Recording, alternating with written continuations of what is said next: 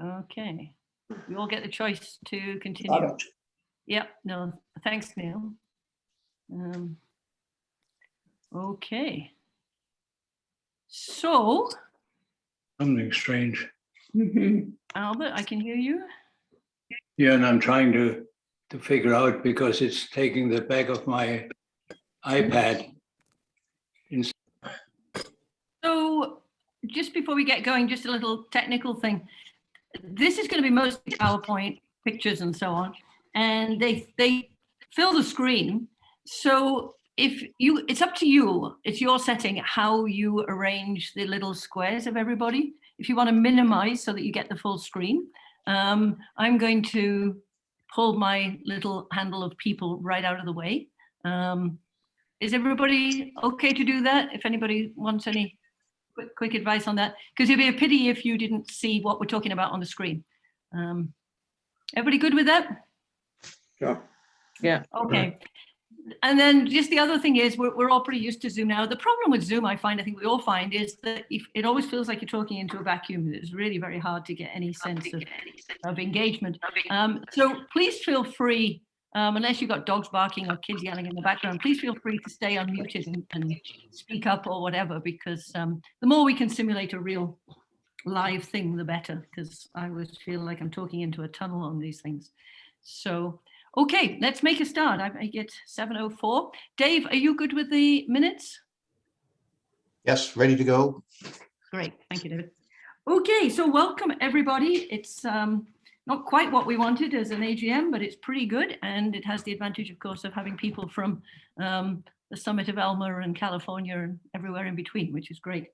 The reason that we put it on a Friday was because we were hoping to do in person, and we thought maybe some Up Island people would like to come down, more likely to catch them on Friday than midweek. So we stuck with that, in case you're wondering. But anyway, great to see you all. Thank you very much for coming. And everybody here, I can't hear. Who's that, Mike? You can't hear me? Is anybody having problems hearing me? It's me, but well, no, that's important. Is anybody having problems hearing me? Please say. No. Everybody else here? No. Mike, Yes. No. Christine, what did you say? I just turned my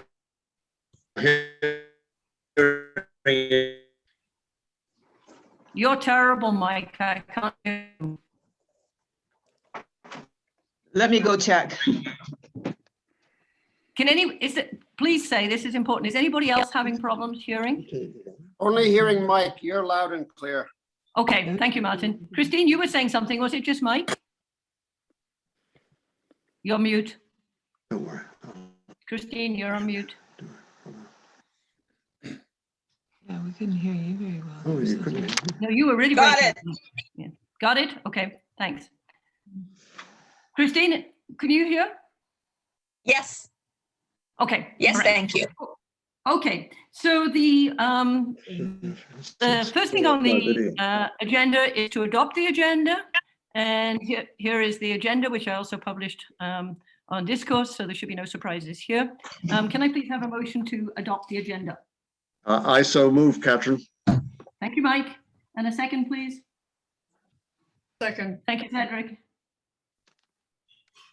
And anybody against? I think that's the easiest way to carry the motions. Please speak if you're against. Everybody's good. Motion carried. Thank you. And the second thing on the agenda is to adopt the minutes from the AGM on the 3rd of February last year. Can I have a motion, please, to adopt the minutes? I so move. Thank you, Mike. And a second, please. I second. Thank you, Garth. Great. So we'll make a start on the reports. When we advertised this AGM, I advertised it hoping that we could do a sort of celebration of volunteers, which we haven't done for a few years. And I thought it would be nice to do that, of course, in person. So instead of that, I'm going to invite you to take part in a thought experiment, which is that as we go through these various reports, try and give some thought and try and take stock of just how every single event happens, happens because somebody has volunteered their time and their energy to build this community, whether it's paying a bill, whether it's leading a trip, whether it's updating the website and every other thing that you're going to hear about tonight. It is a generous act by people in this community. And I hope you kind of keep that front of mind as we go through, because I find it, when I think about that, I find it really quite extraordinary and really rather lovely. So let's start with my chair report. Here. So, and I've also got here a picture of David, because he's sitting there taking the minutes, trying to simulate as if we're in person. And I'm going to talk about 2021. Well, there's a story told about Winston Churchill, and he was giving a speech in French, and I suspect it was a bit of a struggle. And it was a reflective speech, and he started by saying, when I look at my life behind me, I see that it is divided into two parts. But the problem was that the word he chose for the life behind him was derrière, which of course means his backside. So I think it's a pretty good thing I'm not trying to give this little report in French, because what I want to say is when I look at 2021, I see that it is divided into two parts. So think back to 2021, and the first 6 months looked pretty much like that. We were pretty restricted with COVID restrictions. We had very big limits on in-person gatherings. Hishimura was closed. And then by the end of June, things started to look a bit more like this. And many activities resumed. So as I said, 2021 was really a year of two parts, two halves. And I'll take us through a quick tour of what that looked like on the ground. So the first half of 2021, January to June, was really a time of cancellations and remote connections.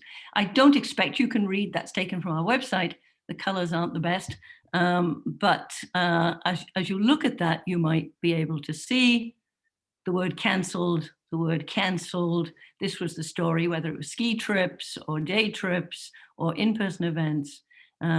So then we were getting pretty good by now. This was 2021 after all. We were getting pretty adept at staying together while staying apart, as this saying goes. So we had our virtual AGM, as we're doing tonight in February. We had the BAMF, which went virtual, the online offerings of the film festival, and of course we kept going with our monthly slideshows on Zoom. So just a quick think back to our Zoom talks through the spring, which were extremely well, very positive, and really did a great job, I think, in helping us to feel that we were all still connected. So many thanks to all the speakers of those events that went on through the spring.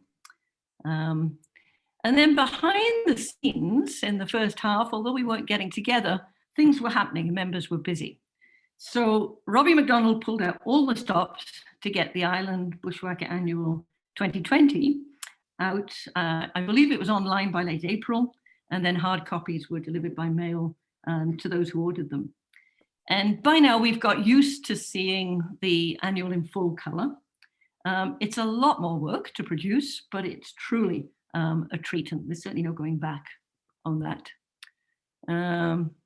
Then Jeff Bennett picked up on an interesting request from a local French school to pursue a class project where they were inquiring whether we knew anything about Indigenous names of mountains.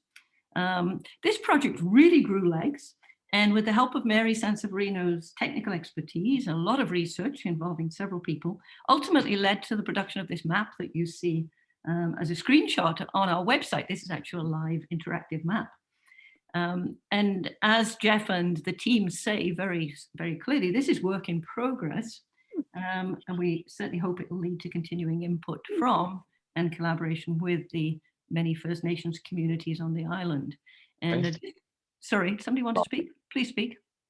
Yeah, no, nobody's saying anything. I've just highlighted this little paragraph here, which I think sums up the spirit of this project really nicely. It says maps, especially colonial ones, have often been used to apportion and divide. We hope this map will be used to build knowledge and foster understanding. So if you haven't already, take some time and enjoy perusing that map, which is on our website. Carrying on with what was happening, our leadership committee worked hard on centralizing information. Our leadership list had got a bit dispersed partly through COVID. So we kind of streamlined all the communication and trying to increase the ability for trip leaders to post their trips directly as soon as they're experienced onto the schedule. I'm really happy to say that is a large and a growing group of trip leaders.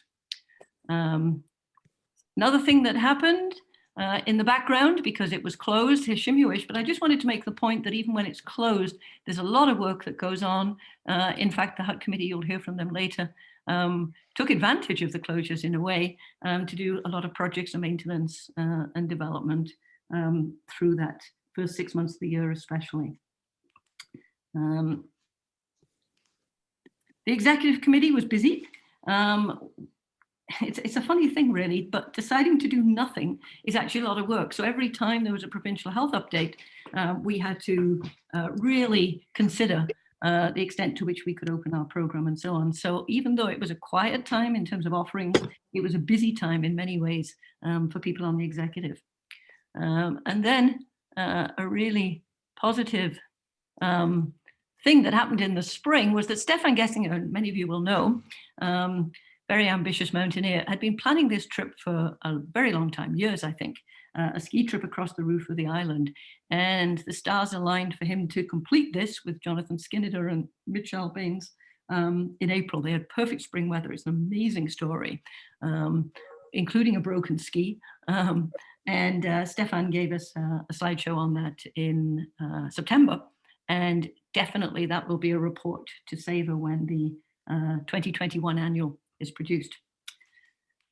So that is kind of the first half of the year. And as I said, it was quiet, but in the background, things were happening. So on now to the second half of the year, July to December. And if you think back, this was when we started to kind of wake up in terms of activities and reconnections. And you'll see the schedule there becomes a lot more lively. You don't see the word cancelled. You see all kinds of offerings and activities, and it beginning to look and feel pretty much the way an active section should. So this was a good thing. But of course, what happened almost immediately when I was reflecting on the year, I was thinking this was extraordinary. Almost as soon as we got the okay to get together, this happened. If you remember, that's a picture of my thermometer on in the shade on my porch, and it just hit 40 degrees, and it was excruciating. And so trips were cancelled for different reasons: fire closures, heat strokes, and so on. The picture at the top left is the executive, a lot of the executive at least, who met for a barbecue at the beginning of July. And what was of note about that was that quite a few of us hadn't met each other because, you know, the AGM was online. We met online exclusively. And so it was really nice to put faces to names and actually greet people with whom we'd made some quite important decisions over the previous months. And I know that was true of a lot of workplaces, but it was to experience the way it felt. On July the 1st, the hut opened for the first time in 2021 to paying guests. And that was a huge effort from the hut committee because they had to work on a plan that would allow paying guests within the prevailing guidelines.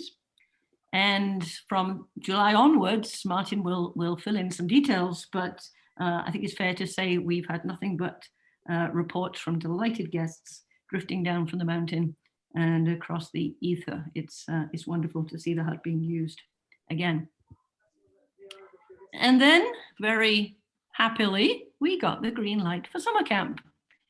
And this was a scramble because it was really the beginning of July before we knew for sure that we could run the summer camp on the mainland because we hadn't been able to travel, let alone get together. And so the summer camp committee, again, hustled and bustled to get this to happen. And the highlights there, as you can see, were there were 4 full weeks, there were 57 happy campers. And those of you on the camp might understand the last bullet point about the few lost souls. There were some funny stories in the camp about boots falling apart. So the misspelling there is, of course, deliberate. Somehow, the summer camp managed to dodge the heat domes, the forest fires, the smoke, and the 4 weeks highly successful hiking, climbing, the camaraderie. Somehow that's unique to people spending time in remote locations. So this is what they looked like. I think pretty much at the end of the week. That's week 1, week 2 on the right, and week 4 at the bottom, and then the family week, who again pushed harder with the more technical stuff and the longer days, as they are wont to do. And I don't make any secret of the fact that the activities of this group are an enormous source of joy, and I hope pride to all of us. It's a wonderful thing that we can add that on to the work that the summer camp committee do. So we're now into the summer proper, and the momentum for activity started building, and things started looking pretty good. Trips started to be run. This is just a quick screenshot of the report section of our forum. And it's really great. The reports that sit there are easily retrievable. And they stay there, so you can go back and read them. It's becoming quite a nice resource. And of course, at the time, it's great to read who's done what. So I just took a couple of screenshots from various trips there just to show the quick variety of activities that started to happen. The one at the left is Janelle's women's trip up the Elk River Valley. Left is, of course, Sioux Hills, one of many. The bottom right is Trail Rider trip at Todd Inlet, sorry. And top right, I don't know if you're with us, John, but I believe that's that might even be you in the picture, but that's one of your ice climbing trips. So really just a quick example of the terrific range and the diversity of trips that we offer. Really good to see. So John, if you're with us, let me say congratulations to you. I'll say it even if you can't hear. For those of you who joined late, John tuned in tonight from, I think, the summit of Elmer or somewhere up there in the dark, leading a trip. And you can see in 2021, John finished all the 9 peaks, the Island Qualifiers peaks, and has been presented with his Rick Epler Island Qualifiers Award. Congratulations, John. I counted on the website. You are the 44th person to do that in almost as many years. So it's a great achievement of island mountaineering. In the summer, we were also delighted to hear that long-term member Jeff Bennett had been awarded the Don Forest Service Award. And you may be forgiven for thinking the award is for sartorial elegance at the summer camp. Actually, it was something much more prosaic. Jeff was our treasurer for 9 years, and he continues to take an active role in our fiscal affairs. He's a diligent steward of our funds, our memorial fund and our contingency fund, was involved in fundraising for his Shimiwe Shah Hut. And he's currently taking a lead role, as I mentioned, in fact, with First Nations liaison, following from his work with that map. So, talking of the Memorial Fund, so congratulations, Jeff. I think you're here. Are you with us, Jeff? I'm here, and I'm glad you pointed out the sartorial elegance. Well, how could we miss it? That happened to be my 50th anniversary, and I was not celebrating with my lovely wife, Wendy, but I know. they took a photo of me anyway. Thank you. I know, I snapped it out of the group photo in the summer camp one. I couldn't get rid of Roger behind you, Roger painted behind you, but I hope you see the flaw in the certificate. This is not your certificate. I hope at some point you can tell me how you know it's not your certificate. Anyway, I'll leave that for you. Here's the clue. I don't know if you can see my mouse, but here's the clue. Okay, that was a clever little bit of photoshopping. Okay, congratulations, Jeff. And then talking of the Memorial Fund, we were really pleased that the recipient from 2020, Nick Noble, who was not able to complete his expedition that year because of COVID, did pick up his expedition idea last summer and completed his expedition. Oh, it's just told me my computer's about to die. Hang on. I'm sorry, folks, I'm gonna have to plug in my computer.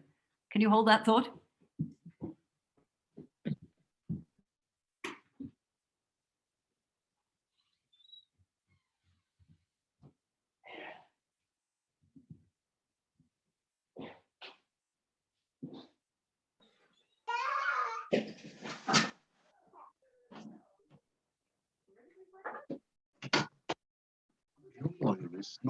Yeah. Yours is it? You can't hear? I can, yeah, I can. You can hear quite well. Where do you do the volume? I can hear. Still not hearing it, but. Ooh, just caught it. Sorry, folks. I had it fully charged, but I guess. Can you hear me again? Hello? Yeah. Yes, I can hear you. Sorry about that. Yeah, I just got a little warning saying it was about to die, so I just managed to get the cable. So yeah, Nick Noble was able to finish his Memorial Fund hike. He hiked the Vancouver Island Trail. He's made a movie of it, or is making a movie of it, which we will be sharing at some point, I think this spring. And it has a particular focus on his life in the wilderness as a diabetic. So that should be something to look forward to. So this is now getting through the summer. And happily, we were able to have some in-person events. We returned to Swan Lake, which is our kind of meeting place in Victoria. We had a barbecue. I forgot to take pictures. I didn't have any photos of the barbecue, but it was very well attended at the beginning of September. I think there were over 50 people there. And again, that was one of these joyful kind of reconnections where there were marriages to celebrate and new babies and all kinds of trips and so on. So it felt great to be able to do that. And then after that, in September, we started doing slideshows again back in Swan Lake. This is a picture of Peggy, our host, who's been hosting these slideshows for 10 years. And we had 3 sessions, September, October, and November, with the Avalanche Canada and Rick and Fees talk about their trip. And their amazing trip, I should say, across from Britain overland to Asia. Back in the 1970s. But I didn't have a picture of Rick and Fee, sorry, so I just had to take that snapshot off the website. So this was great. And what we did for these slideshows was we did Room and Zoom. Sorry, I'm just trying to stop the noise in the background. Can you please? Sorry. We did Room and Zoom, which was great because we had the ability to project the talks so that people from Up Island and so on could take part in the same way. And that's probably going to be the model going forward. We've invested in the technology to do that. And then we had a very, sorry, was there a question? Somebody say something? No. Then we had a very active photo contest, which, as I said at the time, I don't know which was the more amazing, the quality of the photographs or the insanity of the voting. Both were really absolutely incredible. It was a very successful and fun evening on both accounts. So that was pretty much getting us through to the end of the year. So just a few points to finish. The backcountry access is an ongoing issue. Bob will talk a little bit about this later, but I just wanted to take the opportunity to plug the opportunity we have for access through the Comox Lake Gate. That's a picture by Dave Fishwick up on Comox Glacier. This is 24/7 access we have for club trips. And we really hope that now that COVID restrictions have lifted, people will indeed take advantage of that, which is an amazing privilege for us as members. And then at the end of the year, we again considered the organizations we want to support, which were pretty similar to last year. We added the Strathcona Wilderness Institute. The Avalanche Bulletin has been superseded by the Avalanche Canada, which is great. So we're not asked to donate to them. And so that's where we allocated our money. A little more limited this year because, of course, without the in-person BAMF, we don't have as much cash. But nonetheless, it's great to support organizations that we feel are in line with our mission. So this is only a part of what's been happening. I'm trying not to overlap with the reports that will follow. And I haven't mentioned names of the people really who've been driving all of these activities. So let me just do a quick rogues gallery of who all these people are. And just quickly, I will run through the executive. Josh Slatkoff has been dealing with membership. Janelle Curtis, our industrious bushwhacker newsletter editor. Christine Fordham is our national rep, communicating our concerns to national, bringing back ideas. Laura Darling is our Banff Centre Mountain Film Festival coordinator, dealing both with the online and the in-person shows. Dave Lemon is our secretary. Jane Madouk is our webmaster, as is Evan DeVolt. Robbie McDonald produced the Island Bushwhacker Annual. Tom Hall is our library and archives and takes care of all the waivers. And Martin is our hut manager up at Hishimiwish. And that's only half of it, folks. On we go. Anya Reed is our High Points coordinator. Graham Smith is member at large. Liz Williams organizes the summer camp committee and summer camps. Derek Sue is in charge of our kids and youth program. Gar Stewart is our treasurer. Mike Hubbard takes care of equipment. Karoon deals with the schedule. Barb deals with access and environment. KT is dealing with the leader recognition prizes, and I'm the chief cheerleader. So that is, I believe, 20 or 21 people on the executive. And I hope as I flashed up those names and roles, you were giving each of them a quiet little cheer and a thank you, because truly this is the team that makes it all happen. As well as the executive, we have a bunch of coordinators who are sort of non-elected positions, but nonetheless play important roles. And I'll just read out these people from left to right, starting at the top. That's Keith Battersby, who's on the HUD committee. Lindsay Elms, who is our historian and also takes care of the Up Island gear. Jeff Bennett, I've mentioned, who takes care of funds and First Nation liaison. Colleen is our HUT treasurer. Then in the second row, we have Neil Han, who's helping us tonight with Zoom, as he always does. And then Peggy, who's been taking care of slideshows for so long. And on the right in the middle is Ian Sue, who helps with our education, runs our education program. And at the bottom left is Eris Shellhammer, who helps with the climbing equipment.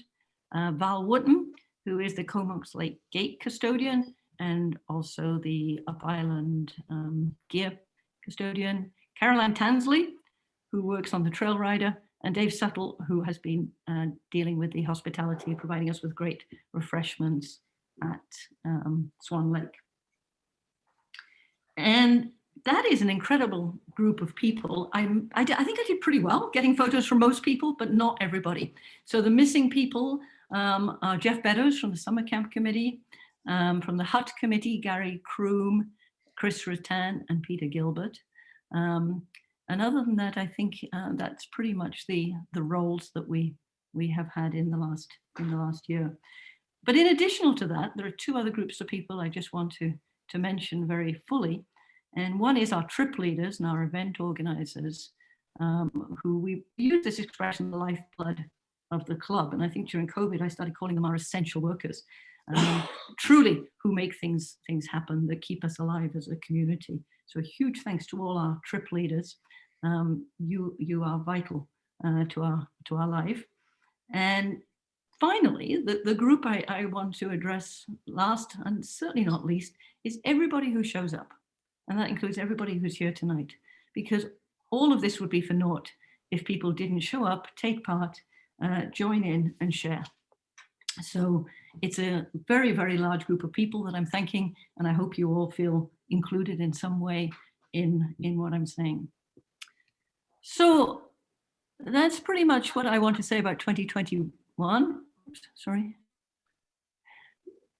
I wanted to share that picture. That was just a couple of weeks ago. It was a sunset from home, and I didn't doctor it at all. And if you will forgive me, I would just like to indulge a very small personal note as I end this report, because it's been an enormous privilege to be the chair of this section for the last 6 years. And I want to thank every one of you, in addition to what you do for this section, for all the ways in which you have helped me to make this role of being chair such a positive experience. I've learned a great deal. I know I've made my share of mistakes. And through it all, I've totally enjoyed this front row seat of all of the section's activities. We're a diverse group. I like to think increasingly so. And in just about all the ways that diversity can be imagined. But we're held together by a common and a constant thread. And for me, that thread has 3 strands. So the first one is we share a passion for the natural world, for the joy of the exploration, the wonder, and the need for stewardship and protection. Secondly, there is a community that grows from this shared passion and the friendships and the give and take of respect and support that we share. And the third strand is the importance of family. That's a word which can be defined in many different ways, but at its heart, it always includes an element of intergenerational sharing. And I know for sure that that makes the lives of all of us very much richer. So as I step aside, I feel grateful for the opportunity to witness these 3 strands, which I hope have been growing strongly in our section, and I look forward to that continuing. So thank you, everybody. I will now pass the agenda on to the next item, which is the Treasurer's Report.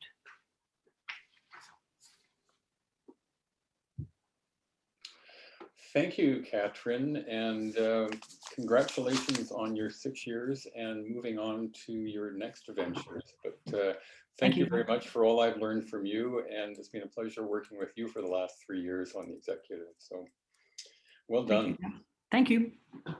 So I have prepared 4 year-end reports on the section finances. The first 3 reports look back on 2021. And the 4th report is the 2022 budget that looks forward to the year ahead. And if Catherine, if you want to pull the profit and loss statement, put that on the screen. Coming up.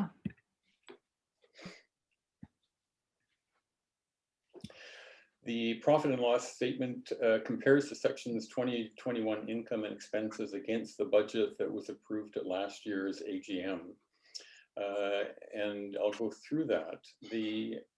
For the second time in as many years, and Catherine talked about this quite a bit, the pandemic caused a cancellation of our annual in-person screenings of the Banff Film Festival at UVic, and that resulted in a significant loss of the section's main source of income.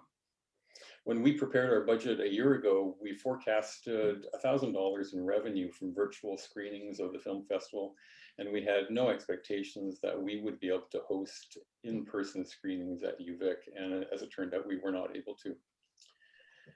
But in spite of all that, the second year of the pandemic, the section membership remained strong and vibrant. So as I go through the comments, the numbers I'm rounding off here, you can see them in the statement beside you, but I'm just going to round them off to the nearest dollar. The Banff Mountain Film Festival, we actually brought in $1,505. Welcome income and over budget, but a sharp decrease from the pre-pandemic years. Donations were 1,597. 1,000 of those were transferred to the Memorial Fund. 597 was donated to promote youth participation in the outdoors. And we welcome all donations, but we don't budget for them from year to year. The equipment rentals were $680 in 2021, $200 over budget. You see a 0 next to income is because the money goes into that account and then flows out to a holding, what we call a holding fund, which you'll see in the balance sheet as a liability. The GST rebate, that's each year we file a public bodies rebate claim of 50% of GST paid on section purchases during the national office's previous fiscal year, which is November 1 to October 31st. We used to get some nominal interest from the bank, but they stopped paying about 1.5 years ago. So in the budget going forward, we'll be taking that out. Investment income, Catherine mentioned Jeff's management of the Autumn Brown Contingency Fund and the Memorial Fund. We receive applications. If we receive applications from youth scholarships, we draw funds from available cash in the Memorial Fund, and the section will top up up to $1,000 any shortfall in available income from the Memorial Fund. In 2021, a sign of the pandemic, we received no applications, so we drew down no income from it. Membership dues came in a little under budget, but again, our section membership remains strong for a second year in the pandemic. Membership dues, these are just GST. We collect, GST is collected at the national office from paid section memberships. And miscellaneous income, we received no income in the miscellaneous category. Total income from the year was $13,079. In the expense category, and Catherine touched on this a lot of our activities are for part of the year, but we were able to offer summer camp as well as a number of trips later in the year. But overall, the pandemic resulted in section expenses coming in significantly under budget. Banff Mountain Film Festival, our expenses were actually zero, but we had $567 of expenses, which is a deposit for 2022 booking of the Park Car Auditorium. Hopefully, we will have some in-person screenings this year for the Banff Mountain Film Festival. Please stop the squeaking. Sorry? $59 in bank fees.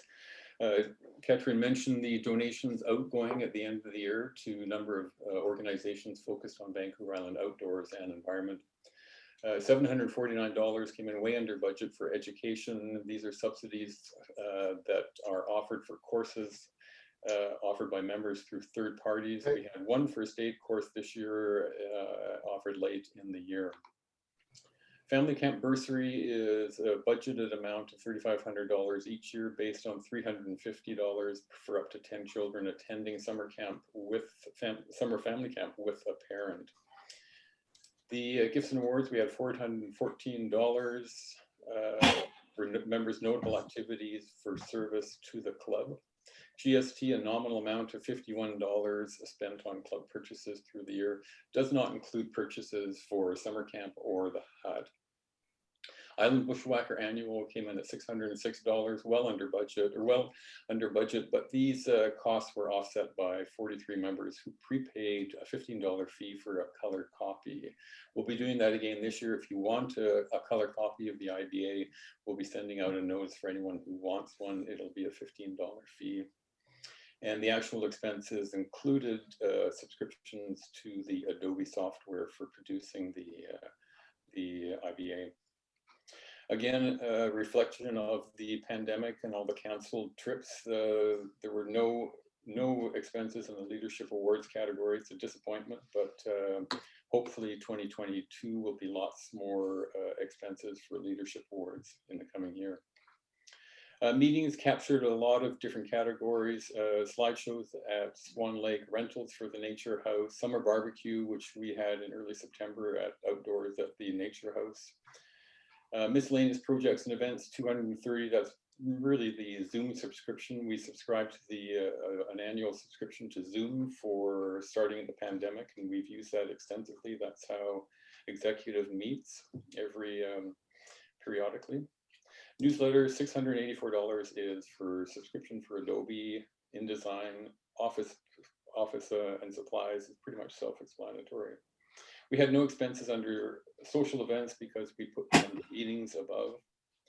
And Catherine talked about the youth scholarships. This is money that's drawn down from the Memorial Fund, but only if we have applications. We carried forward $800 from 2020 because the trips in 2020 were canceled.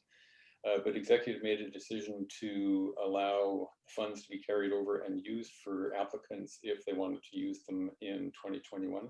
Nick Noble, Catherine mentioned Nick's trip hiking the Vancouver Island Spine Trail. He did proceed in 2021 and completed his hike. So he had expenses of youth scholarship, which was great to see. And then the website maintenance, $432, and that's Jane and Evan will be talking about that later. Catherine, the balance sheet, please.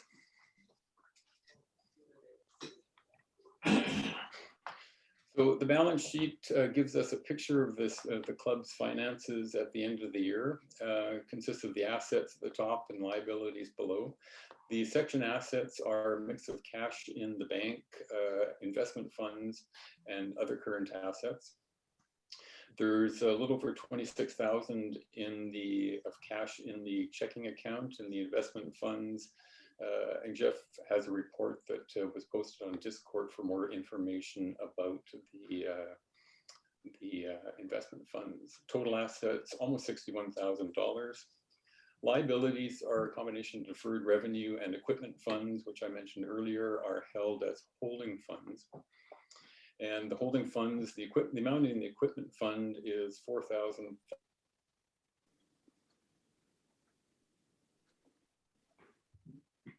Uh-oh.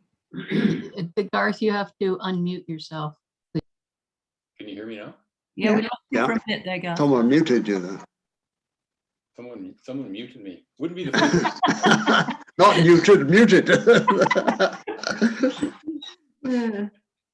So how much have you missed? Not much. No. Liabilities, start with the liabilities. Start with liabilities, okay. So the section liabilities are deferred revenue and equipment funds. The deferred revenue is simply money that the section prepays for winter ski camps or other activities, other programs we have going, and it's an in-out account. Holding funds is where we keep the money that we have in the equipment fund, and currently the value of the equipment fund is $4,563. And I'll just say a word about the equipment fund because I've had a lot of questions about it. It's shown in the balance sheet as a deferred, as a liability because it's actually held as cash in the checking account. So for example, if we were to take $4,000 out of the equipment fund, it would show as $563 instead of $4,563, but at the same time, the checking account would drop by a corresponding amount of $4,000. So the equipment fund, the money is there, we track it closely, and there's a little over $4,500 available. So total assets, 60,946, total liabilities, 2,325, and total liabilities and equity is $57,854. And you can see the balance sheet. It's a very strong looking balance sheet. And again, another healthy year despite the pandemic, but disappointment all around because of the canceled trips and lower expenses. So a robust amount of expenses would be great to see, but because it means the club's very active with a lot of trips year round instead of just partial trips or canceled as it was in 2020. So Catherine, the summer camp report, please. So this is an overview of summer camp, 4 weeks in the summer, and we'll just go quickly through. This is a snapshot of the money that's in and out. The revenue that brought in from the summer camp was $37,100 in fees, and family camp bursary on top of that was came to $40,215. The expenses, the big expenses I've listed here are the BC ferries for taking the trailer up and BC ferries taking the trailer back. And then the helicopter trips are the big ticket items. You can see the expenses. The first week and the last week are the biggest on average. And then you can see the middle 3 weeks were roughly $6,000 per week. And those are subtotals. I mentioned BC ferries. The other big expenses we have are U-Haul trailer rental, satellite phone rental, taxes paid on purchases, bank fees, payment to the equipment fund, miscellaneous camp expenses, and then a refund of $95. Total expenses, $40,118 and change. The net income is $96.93. So that gives you an idea of what goes into the summer camp. It's a very simple overview of all the work that goes into the summer camp, the weeks of planning, the weeks of the summer camp committee going and buying miscellaneous expenses, and there's receipts for propane, there's receipts for cutlery, there's receipts for replacement of dishes, tables, you name it, all the things that go into doing a summer camp. It's a huge amount of work, but this just shows briefly the financial side of things when we wrap it up at the year end. Let's move to the budget. The 2022 budget is our forecast of the section's income and expenses for the year. We're forecasting a net loss of $4,460, which we would expect to cover from cash in the checking account. We don't anticipate using any of the contingency funds to cover a net loss over the year. The duration of the pandemic is still unknown, so our forecast is subject to change. For example, if the Banff Mountain Film Festival does go ahead in November with in-person screenings, it would have a real positive impact on the club's net income. So those are my 4 reports. Any questions before we move on? There's one message on the chat if you haven't seen. Can't hear you. Can you Sorry, read it? Sean. Like, I'm not following the chat. There's Rachel asked the helicopter week of August 8th. August 8th seems very. I don't know who's speaking. Neil Han. And I'm not hearing well. I can ask my own question. So back to the summer camp weeks, you said that the middle weeks were less expensive, but the week of August 8th was 12,000 something, and that was one of the middle weeks. So I was just wondering. That's actually 2 weeks. For some reason, Blackcomb invoiced us for 2 weeks on one invoice, so that just reflects the payment. But divide that amount by 2, and the average for each of those 3 middle weeks was about $6,000. Okay, thanks. Could I make a comment? Yeah. Sean here. Can you Hi, hear Sean. me, Garth? I can hear you, Sean. I just want to make a comment. First of all, thank you so much for presenting the summer camp report, because that was something I'd advocated for in previous years, knowing that it was a big expense that was mostly a flow through, but I think it's very important that the club has some sort of accountability for that. A couple of things related to that is that this 1,710 has gone, is on the ballot. I think it went to equipment. And the reason for bringing this up is because I've been a strong advocate for building up equipment replacement for summer camp, so that, for example, if a new tent had to be bought in a few years' time, that there was funding available for that.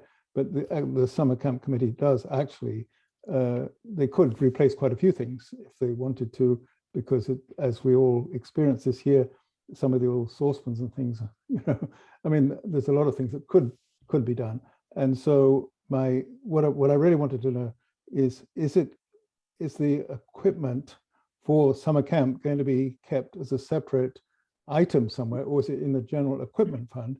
And related to that, I read the HUT report, which Colleen's going to be talking about, and I noticed that they've got 5,665 in a HUT replacement fund. And I was thinking the same thing would be applicable for summer camp, unless the board wants to sort of keep them all rolled into one for the equipment, the other, the loan equipment, etc. So could you comment on that, Garth?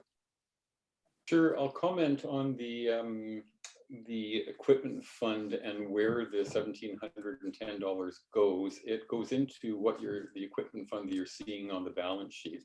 So the amount of the $4,563 that's showing at the balance sheet includes the $1,710 that was transferred over from the summer camp into the equipment fund. To answer your question about the equipment fund, it's not exclusive to the summer camp. It does also include money from our equipment rentals. And I mentioned that the $680 that came in this year for equipment rentals, that also goes into the equipment fund. So it's not a discrete account for the summer camp. It's for the equipment fund for the entire section, including equipment rentals, etc. So is the intent of the board to increase the amount of equipment in an equipment fund for summer camp over time, in case there's for major replacement, like a tent might have to happen in the future? I think we're actually have decided to increase it slightly this year, so for next year, so it'll bump up to $50 per person rather than the $30 per person this year. So that'll be an increase that you'll see reflected next year in the financial reporting out. Thanks very much. Sorry, Catherine, I may have missed some of your comments because I was late coming on. For some reason, I hadn't got the Zoom. So thank you very much for everything and all you've done. I'm really sorry to hear you stepping down. Well, thank you, Sean. No problem. I think some of the answers to your questions will be in the minutes of the executive meeting that we had fairly recently. So stay alert. And those will be posted online in the next month. Catherine, can I say something? It's Fee. Yes, Fee. There was $95 spare from this summer camp. Where does that show on the balance sheet? Does that move across into that equipment, or where does it actually come out? Yeah, that one's for you. I'm not quite sure. You mean the odd 95 on the bottom line? 96. Yes, 96. Yeah, donations. Some people donated money. Do you want to answer it, Garth? I know there were some donations, particularly for the family bursary at the end of summer camp. Irrelevant where it came from. I think it's irrelevant where it comes from. I just want to know, like, what happens to that $96? It has to be reflected somewhere in the statements, and where is it? It's not reflected yet in the statements. It will, over the course of this year, it'll be transferred over into the checking account, so that it'll be a zero balance summer camp expenses. But shouldn't that overage go into something like equipment replacement? I mean, it shouldn't just go into general revenue. Because this summer camp, we happened to come out very close because we all had to put a bit more in. But you're saying there's $50 now, which will always go in there. So what happens if there's an odd amount? Where is that odd amount going to land up? Well, to answer that question, we actually haven't gone through that with the executive yet. We haven't voted on that. It's not something that's come up in discussion yet. We were still actually tidying up the banking or the books for the summer camp just until the last month or so. I know it's just been an issue for what, 10 years now, and it would be nice if the new executive could kind of sort out that problem, because I think that if there's an overage, and I've said this 10 years ago, that maybe it should be put aside for things like new tents and equipment. Yeah. But anyway, those are my just 2 cents. And maybe the new exec can deal with it. Thanks, Fee. Yeah, I think a lot of that was discussed, as I say. So I'm not sure about the $95 specifically, but the policies for 2022 were refined at the last exec meeting. So that will be good. Gin and vodka for the executive. I have a question. We have a yes, Adrian. The balance sheet, etc. Lovely presentation. The various funds, the equipment fund goes towards purchasing equipment. I don't have a sense of how much equipment, what's the value of the equipment owned by the club? Boy, that's like throwing darts, I think, Adrian. It's the value. Let me pose the reason for the question, which is that I know it's a challenge, and many organizations have this same challenge, like how do you value the property you might have owned and all that. Yeah. But if we don't have a sense of whether we've got $50,000 worth of gear and a $5,000 fund for replacing it, we have no way of really judging whether the 5,000 is sufficient to maintain the equipment. So that's the reason behind the question. And the simple way of dealing with it in the accounts presentation, because it's hard to track that in the accounts, would be a note to indicate that the club owns or doesn't own the hut, I don't think we do. I think it's owned by Alpine Club of Canada. But the summer camp equipment, for example, we might hold an estimate and say we think it's currently worth $30,000 or some number. I have no idea. Right. It's a good question. I'll make a note of that. I have no idea what the value is, but it really is the summer camp equipment, the big equipment, which would be the summer camp tents, the propane stove. For winter, there's snowshoes, there's some tents, I believe, and we recently bought 10 transceivers for avalanches. So it's really, you mentioned that it's really hard to estimate those kinds of expenses. It's outdoor recreation equipment, which depreciates quickly. One of the tents is quite old. So it would be, it really would be like throwing darts to try and come up with a number for the value of all the equipment that we're collecting the money and holding the money for replacement and or repairs going forward. So. But you have a sense that the equipment fund is sufficient to look after the, say, the repairs and replacements estimated in the next 2 or 3 years? The question is, do I think it's sufficient? Yeah. I do. Thank you. Thank you, Garth. Thank you very much. And thank you for the questions. Can we move on? Pretty good. Thank you. Josh. Catherine, don't we have to vote on the budget Accept the budget. and accept it? Oh my goodness. Thank you, Fee.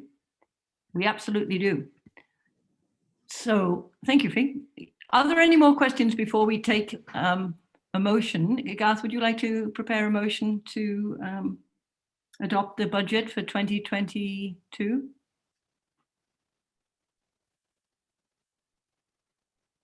Garth, are you on mute? I would like to table a motion that we adopt and approve the budget for 2022 as presented at the AGM on February 11th, 2022. I'll second that motion, Catherine. That's Mike. Thank you, Mike. Perfect. Is there any discussion on that motion? The figures are on the screen. We're voting on this budget. Hearing no discussion. All those in favor? Aye. Aye. Aye. Anybody against?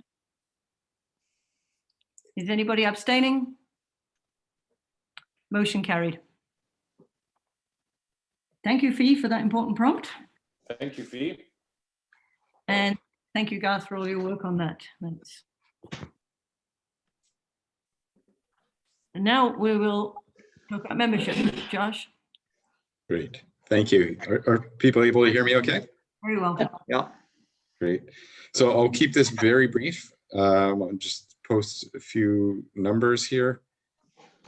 So these are our memberships, or this has been our membership by year since 2017. And so you can see that we've actually been really quite consistent even through COVID. Membership has remained fairly consistent. And so people are continuing to find value in the club, even though we've had a limited roster of activities. So that's certainly good news all around. I think we've got some very committed members. And for people who are curious, is this a South Island club? And I unfortunately have to say, yeah, the rumors are true. About 60% or 58% of us live south of Duncan. Mid-Island, Duncan to Courtney, about 22%. North Islanders, we could sure use some more of those. Maybe there's competitions with the heathens though. I'm pleased to see that we're well represented by the Gulf Island, and we have universal appeal. So we are appealing not just to people on Vancouver Island, but 12% of our membership actually doesn't even live on Vancouver Island. And we live in some fairly exotic locales, including Nevada, Shimotsuke in Japan, which I've never been to, but sounds like an interesting place to go. And let's not forget Skiff Lake. So Sandy is with us for the long haul. And that's great. Thank you, Josh. And I would love to have presented age data, but unfortunately, the main Alpine Club site that holds that data is not giving reliable information at this point, and I've asked to be updated, but I think they're really struggling to keep up with some things at the head office. So this is what we have for this year. That's good enough. Yep. Thank you, Josh. I suspect that pie chart is pretty much the population distribution as well. Yeah, that's what I was going to add to that, is that if you look, you should make it by, if you did it by population, you'd actually might see that it's fairly reasonable, but it's quite similar. Thanks for all the work on that, Josh. Lots of queries coming about membership, and you're always on top of it. Thank you very much. Christine, the National Club rep, are you with us? Are you unmuted? I'm unmuted now. Can you all hear me? Loud and clear. Oh, good. So, yeah, the National Club is sort of doing a little bit of reorganization post-COVID. So what I'd like to highlight for you are some of the benefits that the National Club can offer you, just so everybody is aware of some of the things that are available to you as members. So the first one, Katrin, is the National Code of Conduct Policy. This is brand new. This is something that the executive has been working on for a number of years. I invite you all to look at it. It's now on our website, and it's basically how to behave as an Alpine Club member. I'm sure you all know that, but now we have a proper code of conduct. And the next slide, Katrin, please. So I'd like everybody to be aware that we do have discounts. The North Face is one of the National Club sponsors, and they do give 50% off for gear and clothing. So the instructions for how to redeem this, I've sent them out a couple of times this year, but it's a pretty nice benefit to be able to get some of the North Face product at 50% off. So this is also on the website. If you can't find it, please email me. And on the next slide, I'd like to make sure everybody's aware. I'm sure everybody knows about the general mountaineering camps that are happening, but there also is other adventure type excursions from people from all over Canada. They're actually pretty interesting to go to. We have 24 sections in the Alpine Club, and all those section members all come to some of these various things like rock climbing camps, ski mountaineering camps, trail running camps, artists camps, and 55 plus camps. Not that there's any of us here. The other interesting one on the next slide is the State of the Mountains report. This has been going for several years. It's a combination initiative by the Alpine Club of Canada, the National Geographic, and the University of Calgary. And it's really a collection of scientific essays, eco-essays about what's happening in the mountains in Canada. It's pretty interesting. It comes out every year. There are hard copies available, but due to COVID, there wasn't for the last 2 years. So you can find this stuff on our website. And we've had people like Mary San Severino writing up LinkedIn in this report. My iPad just died, and I'm not sure what the next slide is. Katrin, please.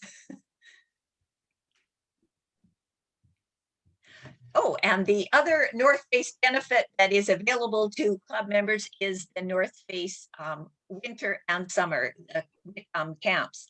These are leadership camps to nurture the leaders of our club trips and things. They're very popular and very fun and teach people a whole bunch about leading club trips. I just got a notice today, actually, that it's now open for people to apply to for this summer's camp, which is in the the International Basin. So anybody that wants to apply, you need to apply fairly early because you do need a section endorsement. But we have had really good luck at getting a lot of people from our section on these camps. They only select 10, but we've been pretty lucky in getting quite a few people on these camps over the last few years. Next slide, Catherine, please. Most of you are probably aware that we have a quarterly gazette that comes out. Anybody that is an aspiring writer, it's a really good place to start writing up trips and things about your section and trips you've been on, if you want to sort of have a first published place. So the National Gazette is available online. It usually comes out and a notice of that is given in the dispatch. If you go to your membership page, there's a place where you can elect to have a hard copy mailed to you. And the next slide, please. The last benefit that there's a whole bunch more, but these are the main ones. The last benefit that we have is our ACC dispatch. And I hope everybody is signed up for this because it comes out with all sorts of current mountain stories and things that are happening in the National Club and things like that. And it's just an email twice weekly. So hopefully everybody is signed up for that one. So those are some of the benefits of being a National Club member. I'd also like to point out that Josh mentioned how many people are staying in our club. Our club is now one of the top 5 as far as membership goes in Canada. So when you consider that it's sort of a lot of population from the Rocky Mountain base and other places in Canada like Toronto and Ottawa, we're actually a pretty big club, and I'm pretty proud of that. I hope you are too. Thank you. Thank you, Christine. As always, you represent us well in both directions, as I like to say. Thank you so much. And next we have education, but I'm not sure if Ian is with us because I know he's in Revelstoke. Are you with us, Ian?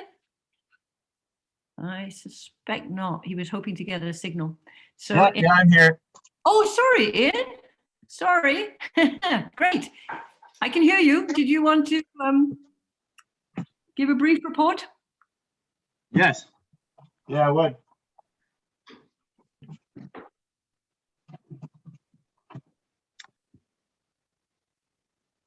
Hey, everyone. Education going pretty well this year. COVID's been always a struggle. We did end up getting some good trips on the schedule with the intro to rock and intro to backcountry skiing were very successful. Just sort of some upcoming trips to look out for: crevasse rescue, steep snow, intro to mountaineering, intro to rock. They'll be coming up soon. And if anyone has any courses or workshops that they would like to see on the schedule, please let me know with ideas. And if anyone wants to help out as well, run a workshop or a course. There's a lot of stuff I don't know how to do, and I'm sure a lot of you could fill that void of what I don't know. So I'd love to see some more people putting on some workshops. I think that's all I really got to say. Thank you, Ian. And Thank you. I know the workshops are incredibly popular, so thanks for what you've done. And yet, really keep this up for next year. The demand is huge. That was just a few weeks ago. That was an introduction to backcountry skiing workshop up at Mount Washington in January. And there was quite a wait list for that and a very popular course. So thank you, Ian. You did well to join us from Revelstoke. Have a good time there. Janelle.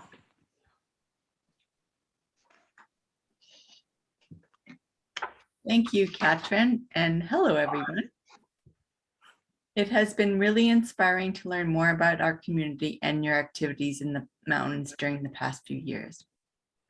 As you know, the Executive Committee prepares 4 newsletters for members each year, specifically in early March, June, September, and December.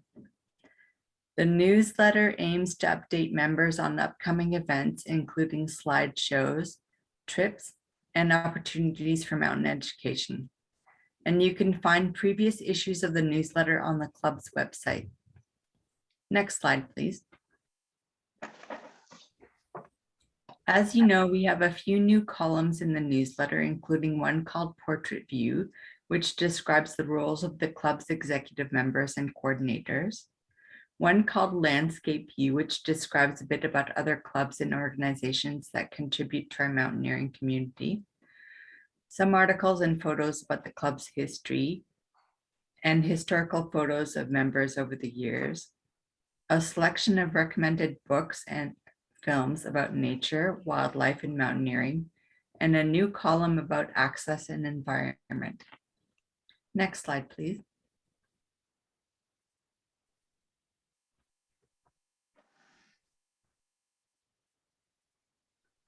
The newsletter used to publish some of your trip reports, but we're now hoping that you will submit your trip reports to the Island Bushwhacker Annual or post them on the club's new discussion forum.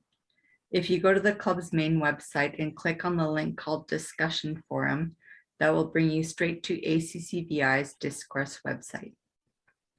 The newsletter is always evolving, so any comments, suggestions, ideas, or questions would be warmly welcomed. Please email any feedback you have to newsletter@accvi.ca. I look forward to working with all of you on future issues of the newsletter. Thank you.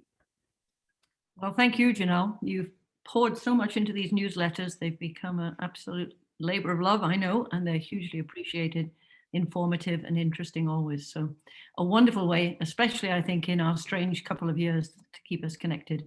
Thanks for all that you do. And while I have you here, Janelle, I want to thank you also for stepping up and working on the annual for 2021, which I know is keeping you busy at the moment. So thank you very much for taking that on as well. We are lucky that you have the skills and the willingness to do that. Bob Baker. Environment and access. Are you there, Bob? Yes, I am here.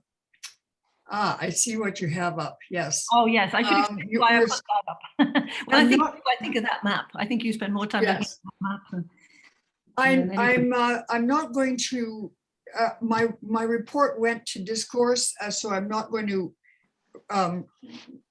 go through it in detail. But regarding Mosaic gates, I did have a meeting with Mosaic on Monday, long meeting, and I think the gates are going to get open in a couple of weeks. Apparently this is harvesting, which we have to understand that they're going to close access when they've got production going on, and that's what's happening. Well, that's not what's happening everywhere, but that's what's happening in Cameron Valley particularly. So they've got a couple of blocks, heli blocks to get finished. The access agreement, which I say in the report is to be signed, was signed this week.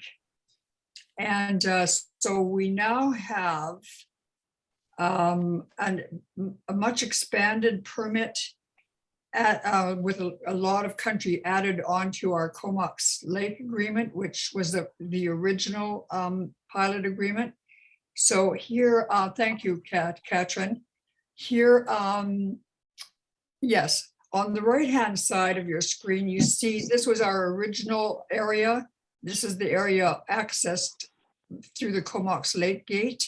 And added to that now, if you could imagine putting the left-hand map underneath the right-hand map, the roads connect below Comox Lake, connects to the green road on the left-hand map, if you're following me, and that leads into the Ash Valley, which we can access through Port Alberni.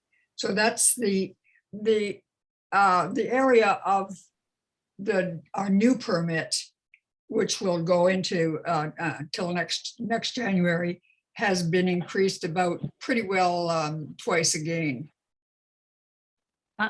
Is that pardon? That is fantastic. I hope it'll be. I think that this will maybe open up some more interest.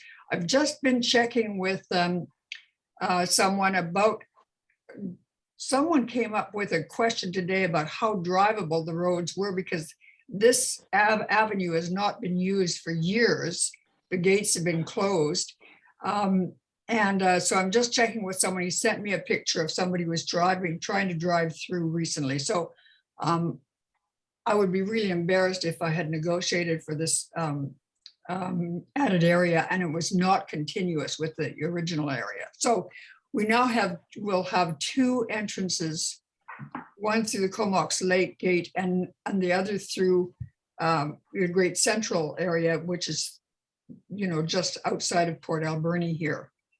And so with our keys, we should be able to go straight through from Port Alberni to Cumberland. And so the main advantage of this new area, the new Ash Valley area, is that the roads go out here on the, you can't see it, but on the left-hand side of the left-hand map is the road that goes to Oshenaw Lake. And that white area in there is Strathcona Park. So Oshenaw Lake is your entrance to the Comox Glacier and the IQs up there.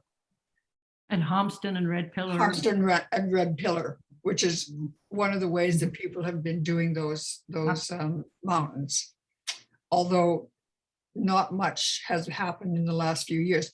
Our permit, incidentally, was never canceled during the fire closure last year. So where we had gates closed to the public from about June until September, a long time, we would have been able to, and we did, have parties go in using our key, and I expect that to go on. So are there any questions to anybody? Have I confused people? Hello? I think you've given us very good news. Yes. In a bad situation of Mosaic closing more gates, it seems, than ever. You yes. have really given us something very valuable here. Just to be clear, everybody, this is 24/7 access that we have through this gate for trips. It's all on our website. It explains it all. It was a lot of work to set this up, and it's all thanks to Bob's liaising with the right people. And we just really want you to take advantage of this because it is a privilege of membership. So get out there and explore. And thank you very much, Bob, for making this possible for us. I'm delighted we've got another year. Yes, I am too. I'm really pleased. I thought there was some kind of delay, and it turned out that somebody had lost a map or whatever. I just had to remind them, and then suddenly it all came together.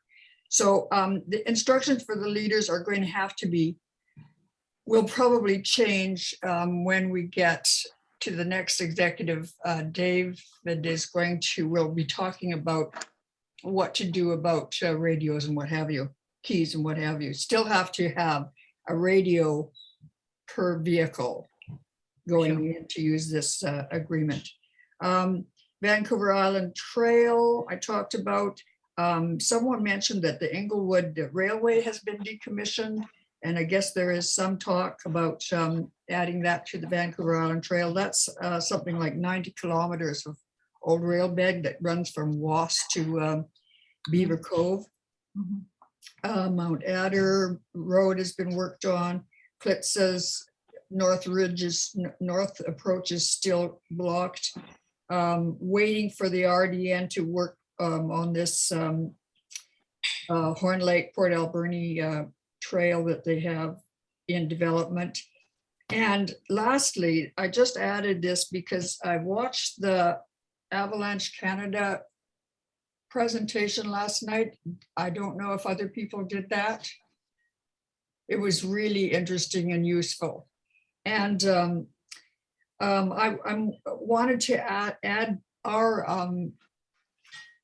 info address to places where reports could be made. The young man who made the report gave so much information that it was just hard to handle it all. But they are this team that's come to Vancouver Island is looking for reports, any kind of avalanche incidents or conditions, whatever they are, there have to be an avalanche, I don't think, be made to what they call MIN, Mountain Information Network, I guess it is. And so all of those links are available at Avalanche Canada. You can go to the Vancouver Island section, and lot of resources there, including the fact that he ended up the report by talking about this weekend's conditions, and they're doing a presentation at Mount Kane tomorrow, over the weekend. I don't know whether it's just tomorrow or the next day as well. But and he showed graphs where we see that we're in the lower end of the average snow pack at the moment. Aerosmith looks very bald. Okay, I think that's it for me. Thank you so much, Barb. And I know I speak for everybody when I say how much we appreciate what you give us through your work and your connections and your networking. Thank you, Catherine. And Catherine, you've been a real big support for me for all this time that you've been acting as chair. Thank you. Thank you. Laura. Hi there, everybody. Nice to see you tonight. Good to have a good group out here tonight. I'm here to talk to you about the Banff Center Mountain Film Festival, because that's been my coordinator role. And I'd like to ask Catherine to maybe move it to the next slide. I think you've got a couple of different slides, don't you? I do, yeah. Okay, so referring to last year, from October 2020 to October 2021, I was busy promoting the Banff Center's Best of Banff videos and the Vancouver International Mountain Film Festival videos. And they were for online viewing at home. And thank you to everyone who enjoyed them. We did make some money, nearly $1,500, or there it is, $1,500. And that was pretty astounding. We weren't sure whether we'd make 200 or nothing, or we made something. So thanks everybody for participating in that. So as we move from October 2021, we're now moving into the 2021-2022 Banff Film Festival. And typically in the past years, the club has had a live in-person show screening, the Best of the Festival at the Farquhar in November. And this year, the Banff Center said, we're not going to allow, or not going to be able to do any screenings in November. So would you like to have another time if you want to do a live show? So we did choose to January 23rd as a date for live presentation at the Farquhar. But because of the situation with COVID, we postponed it. It's rescheduled to April 3rd at the Farquhar in Victoria. And I'd like to put out a special mention of Joanna Verano, who's on the meeting tonight, to say thank you. She's helping me with doing some promotions using social media to get that message out. And anybody who can help us by pushing buttons and getting on their Instagram account or their TikTok or their whatever it is, or talking to their aunts and uncles about participating and going to that event in Victoria, it'd be much appreciated. So as you all know, right now, venue capacities for this kind of event are capped at 50% of the venue capacity. I'm hoping, and everybody's really thinking, that within a week or maybe two, we'll be hearing from the public health officer that in fact those events can have a greater, higher capacity. And with every seat that we can fill, we'll make a few more dollars. And with all of those dollars, we can support all sorts of activities and initiatives for the club. So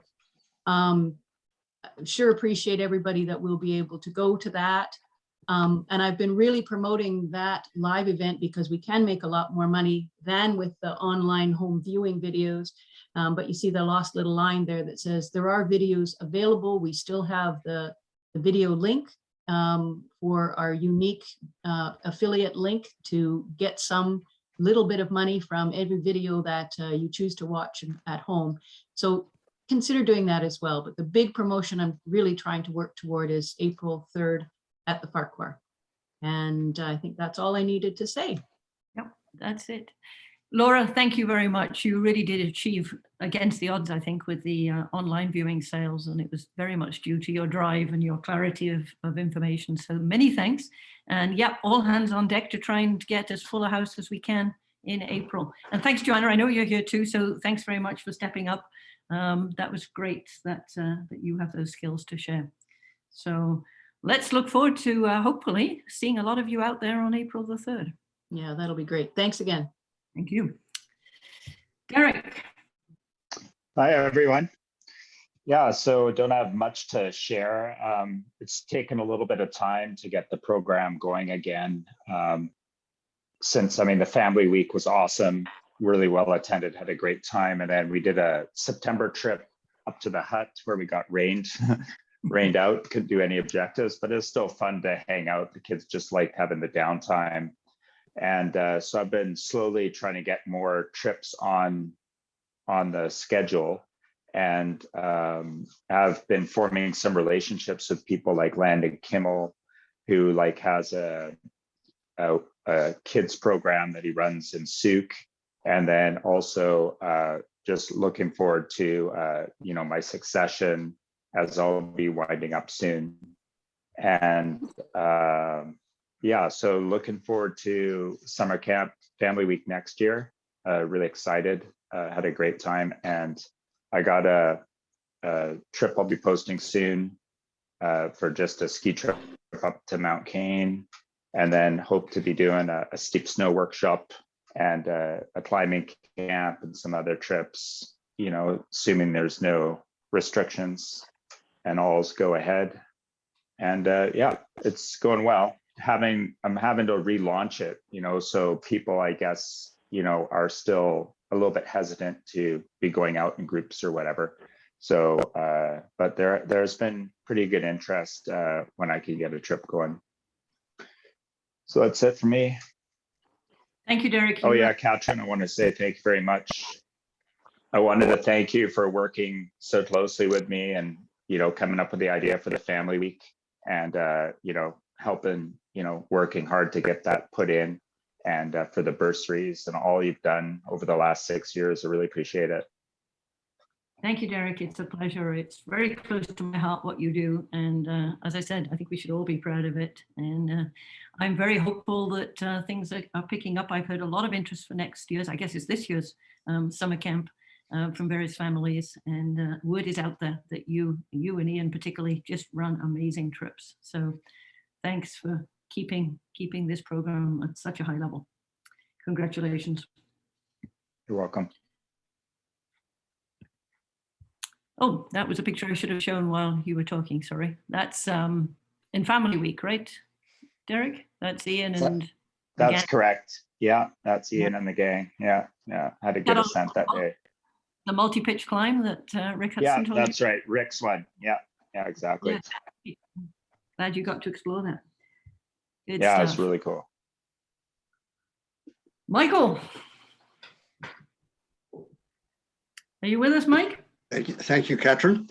Yeah, I've managed to get my volume up. Good. Yep, I'll be quite brief. Have you got me? Yes. Can you hear me? Yeah, Yes, very good. I've good. continued to manage the South Island gear for backpacking and snow activities from our house here in Sanniston. And there was a question about the value of gear, and I've got quite a bit here. I've got avalanche gear, 8 sets of avalanche gear, 4 sets of snowshoes, innumerable ice axes, 15 or 20 ice axes, 4 or 5 sets of crampons, a tent, and I will have the CB radios when you return them. So, we'll talk to you about that. Katrin just had them at the key camp. Yes, we will. And I think probably a ballpark figure is $5,000 to $6,000 worth of gear that I actually have here. On top of that, Val Wooten and Lindsay Elms have 2 sets of avalanche gear up island, and they've got the 2 radios for access to Mosaic lands. Eric Shellhammer has the ropes and rock climbing gear in Colwood. And in addition, we've bought some 2 new radios for summer camp. and some new climbing helmets, which are with the gear with Eric. Demand is pretty good at the moment. We've got snowshoes out at the moment and some avalanche gear out. And in 2021, we took in $580 in our gear, and Up Island gear took in $90. And at the moment, we're taking in probably $20 or $30 a week. So it's a business is good. And that's my gear report. Thank you, Mike. You've been doing this for longer than I think I've been alive, and you keep on top of it. Perhaps too long, but I'm happy to do it wonderful. until somebody else wants to take it over. I know you do more than rent out the gear. You really connect with people, and I often hear about how much people enjoy that. Well, that's what I like about it. I do meet some very enthusiastic people, often going on trips that I wish I could still do. Well, good. Thanks very much. Thank you, Mike. Thank you, as always. So our webmasters, both of whom joined us last year and have both been making extraordinary contribution. If you follow the trajectory of our website, they'll show you now, but it's really in great shape and with a lot of excellent features. So I don't know how you want to do this, Jane and Evan, but tell me what you want me to do with the slides and who's going to talk. I think I'm prepared to talk. I think Evan and I haven't coordinated this. So, show us the next slide, Catherine, and we'll just run down really quickly what we've done. I think there's a delay, is there, when I click? There's a small delay. Yeah, It's not too bad. Okay. So there's been a major reorganization of the pages and the menus on the website. Vancouver Island Mountains, that's where you're going to find things like the indigenous names of mountains that was mentioned earlier. The discussion forum is right up on the top left, so it's right in your face. And if you click discussion forum, you go to the forum. You can enter different categories by clicking any of the links below where it says discussion forum. I managed to get the logo added on the front page. Trips and events is a big blue button in the middle of the screen, and also available from the very top left. Trips and events, you can always get to them from anywhere on the site by going to that link in the top left. Next slide, please. Lindsay Elms has done a great deal of work with the Vancouver Island Alpine Club history, and we're putting his work up on the website, and that's under About Us, the history of the Alpine Club of Canada Vancouver Island section. We have 2 decades now complete, and I'm working on 1931. I have some corrections to do too. So that's just an ongoing project that I'm working on with Lindsay, but we're chugging along. There's a biographies page. It's pretty cool. Lindsay, Lindsay, are you here? Is Lindsay here? Maybe not. Lindsay, no. Are you there, Lindsay? Yeah.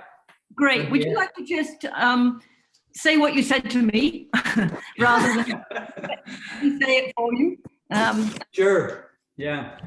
Jane, thank you for doing all this work. I've been afraid to ask how many hours you've put in, but I know there is a lot. And since the AGM last year, when it was agreed that we could start putting this up, again, it's been a lot of work. We've only got 2 decades up. We're now into the 3rd decade. The last 2 decades, for people have a little bit of interest in what's been happening. It's the beginning of the club and the expedition to Elkhorn Mountain. There was the CDMC was formed in the 1920s, which sort of became a sister club of ours. We started joining on expeditions especially into Forbidden Plateau, Paradise Meadows.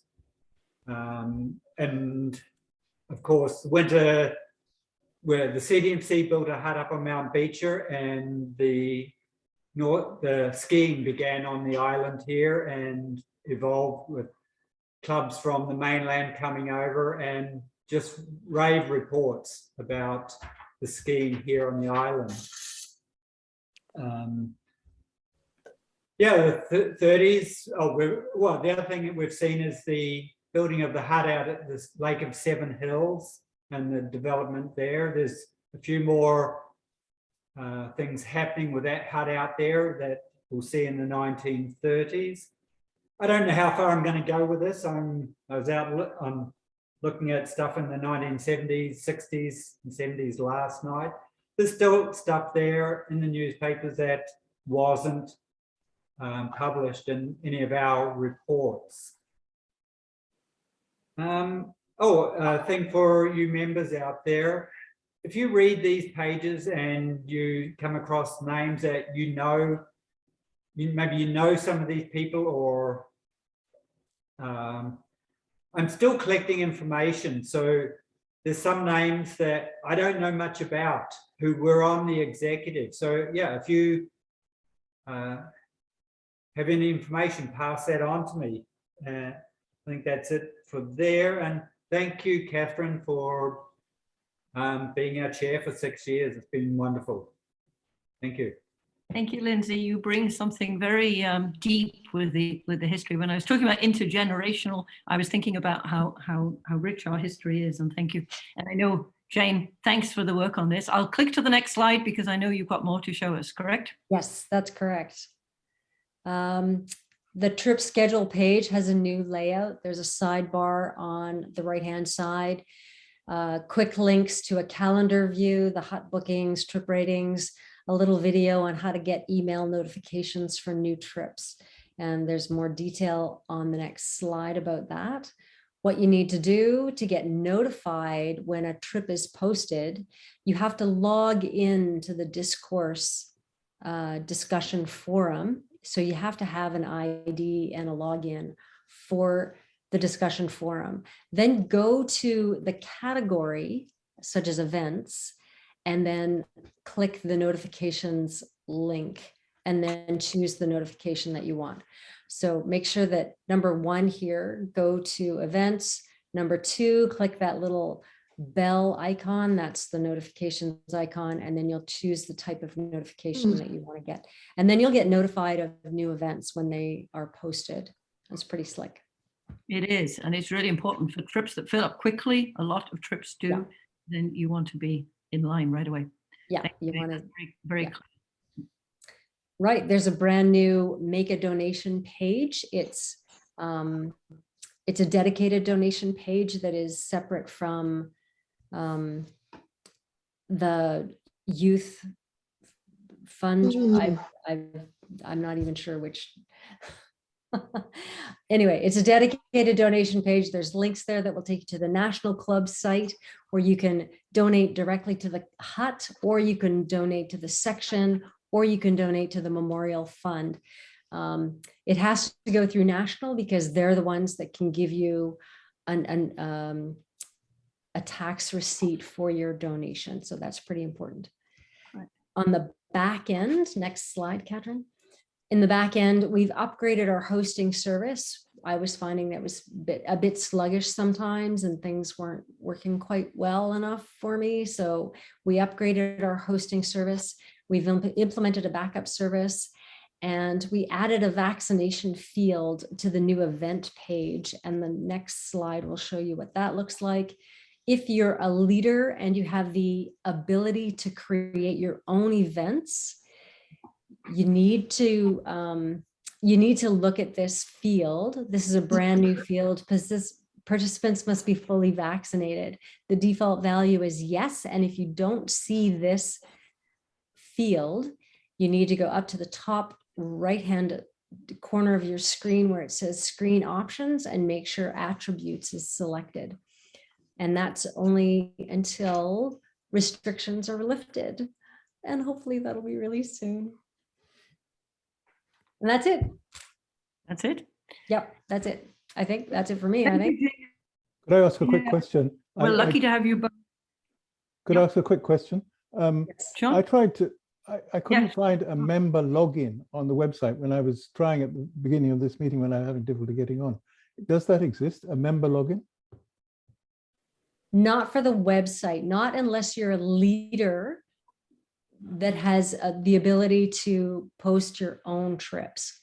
So if, Okay. does that make sense? You can, and you need to be logged into the discussion forum in order to make any comments on the discussion forum, to post a trip report on the discussion forum. You need to be logged into the discussion forum, but not the main website. Does that make sense?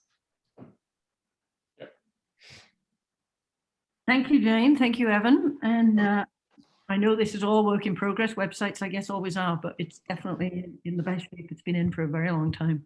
Huge amount of work, all unseen, quietly behind closed doors. Thank you both very much. Thanks. Martin and Fernie. I am here. Good. You can sort of see me. I don't know. I'm not looking at the thing. I'll find you. Yep. There you. Oh, you're in the dark. Yeah. Okay. Yeah, I know. I had to move because it was getting kind of noisy. The people were getting really excited watching the Olympics and the skiing, okay. stuff like that, you know. So Okay. Well, make so I us had to excited. move into the dark corner of the loft up here. Okay. Take it away for the HUD committee. Okay. So speaking of closed doors, following on from your last comment. Yes. There we go. So we opened some doors this year up at the hut. So in July 1st, we reopened after being closed for over a year. I guess we were briefly open at the end of 2020, but not for long. And we opened just as the heat dome was ending. So it was tolerable up there after that. The first guests were actually the Taloquiet youth group. They went up there and they were the first guests in the hut, and they had a great weekend up there from what I gather. We still have some COVID protocols in place in that particularly we're requiring the whole hut be booked, and we're trying to restrict the number of people going up to the hut at any one time to 8 people. Nevertheless, that doesn't seem to have stopped a lot of people. We had summer occupancy was over 90% days booked. There were only a few days this summer that were not booked. Between July 1st, January 1st, we had 155 paid hut nights, which is not bad for 6 months when you've got about 180 possible nights. In February, we have 23 out of 28 nights booked. So the hut is proving to be very popular despite the difficulties getting up to the hut, which I think is our next slide.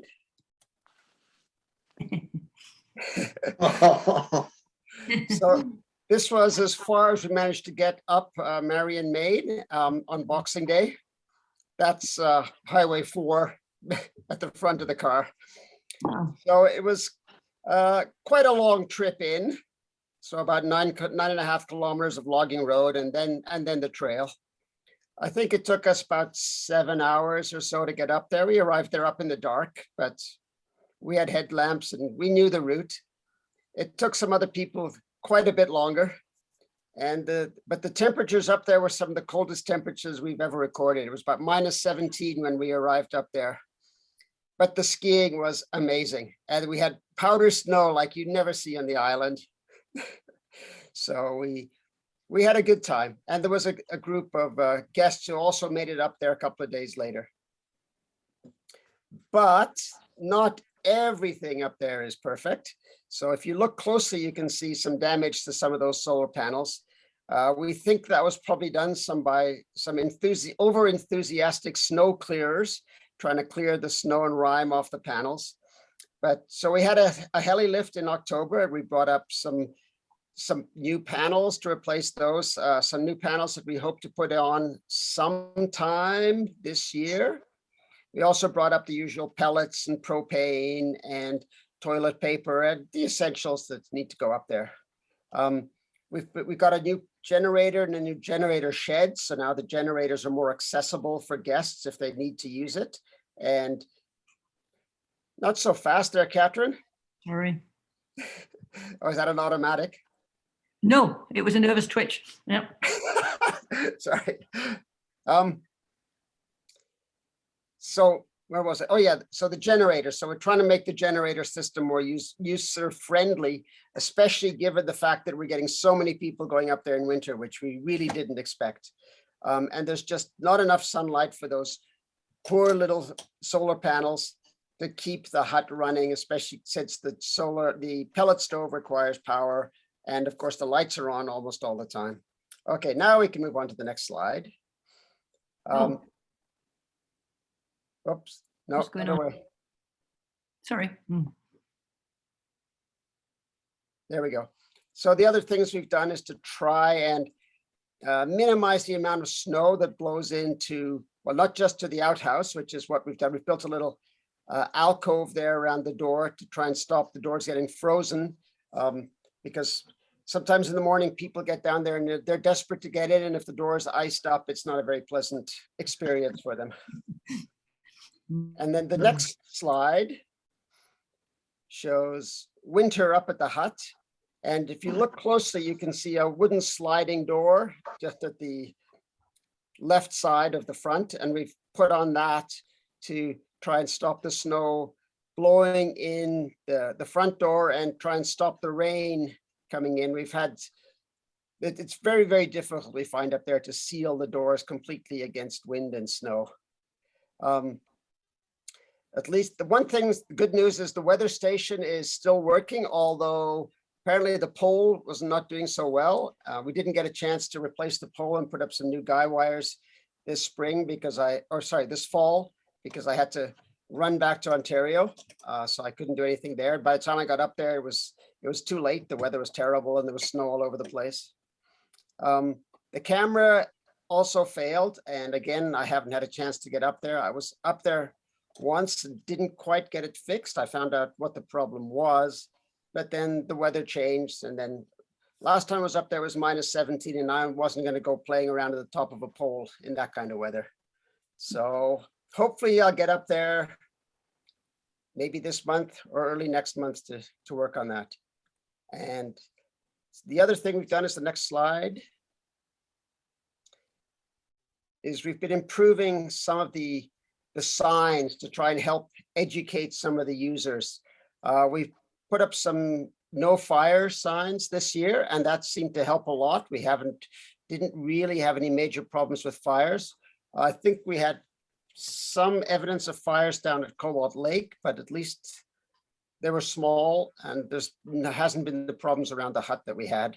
So you can see the kiosk that we have down at the trailhead now, that's just waiting for some new signs we're going to get from our rec sites and trails, and also some maps that we're working on with some people to show a little bit of sort of the landscape, what people can expect, ask people to respect the trails, show them the preferred camping areas, and just basic information.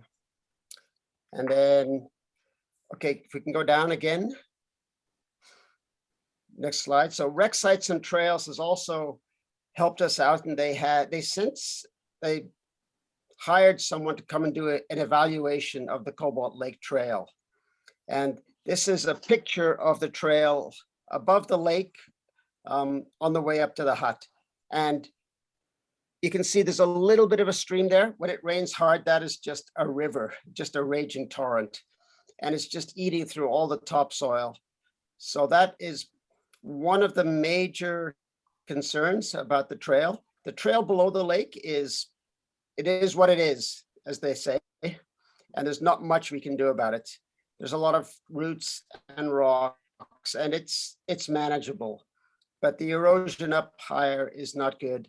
There are a couple of other areas that we need to make some minor changes, and eventually we'd like to put a bridge across the Cobalt Lake outflow, but that's going to require a lot more time and money than we have right now. So we'll be working on that in the years to come.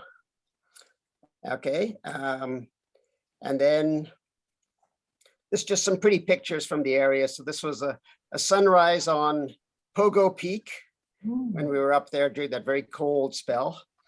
But basically the hut is in good shape. We seem to have survived COVID, even without the sort of, there was no funds coming in, there was no money coming in, but we weren't spending a lot of money, so it was okay. We've got lots of ideas of new things we want to do and new projects. We're always looking for volunteers. So if anybody wants to go up to the hut and help out, get in touch with us at huts@accvi.ca and we'll arrange a time. We've got probably going to have a work weekend coming up the beginning of March, so for any skiers who want to head up there, please come along. The other thing we're working on, kind of a big change. We're not quite sure we're going to go there, but we're looking at setting up our own booking system.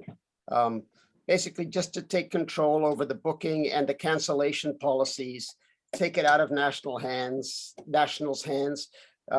Also, it'll reduce the sort of percentage, the cut that they take. We can keep that all for ourselves. It will require a bit more work. We think we have a web-based system that does most of the work, but there's still going to be some manual work. And that's another thing we're looking for. If anybody is interested in spending a couple of hours a week helping out with that, it's not going to be a very onerous job. It's just a matter of making sure that, bookings are paid on time and stuff like that. So again, if you're interested, just get in touch with us. huts@accvi.ca. And just that last picture is looking up at Strathcona Park from the porch of the hut. So that's sort of, again, the same time, early winter. Okay, thank you. And thank you, Catherine, for being an amazing chair these last few years. Thank you, Martin. Well, the hut is one of the highlights of the last 6 years, of course, and I have to say it's a success beyond anybody's wildest dreams. And I think the fact that we're held our head up with almost a year and a half of it being closed is extraordinary. It's a great team, Martin and your gang. Thank you all. Keith, your booth there at the trailhead looks wonderful. Gary's signs, it's all really helping to send the right message about what that hut is about. So many thanks. Colleen, are you here? Because yep, I'm right here. Oh, I've gone the wrong way again. I don't know why that is. I'm going back because I had your thing at the beginning. Yeah, at the beginning. Yeah, that's right. Oh, there. Oh, sorry. There we go. Okay. Is that good for you? Yeah, that's good. Okay, Thanks, what I just wanted to go over the finances and the way I've set it up for people to see is the difference between 2020 expenses and income and 2021. So 2020 we had on and off some things, but 2021 we didn't really have anything happening till July 1st. So all of this is in about 6 months. What can I tell you? The hut bed night rentals, we rented the whole hut per night. So it was $240 a night for members, or $300 a night if you weren't a member and you wanted to book the hut. So the money that's there has come in. It's not just the money for this year, but any money we collected. The way it works with National, if they got the money, they'd pass it on to us. So that's the money we actually made this year. For bookings that happened or would happen in probably the next couple of months. You can see the reservations cost. That's right. I had to put that in as that was income that to be added. So it's about $30,000 hut bed night rentals, but then we had to pay that same amount out on reservation costs. So I'm expecting next year reservation costs, if we went through National, it's about $7,000 that would cost us. So if we did it in-house, we would save a lot of money, but I think there's going to be a bit of work with that one. We did get some donations, and so the total income was $33,475, and we were expecting about $34,000, so it's pretty close. The expenses,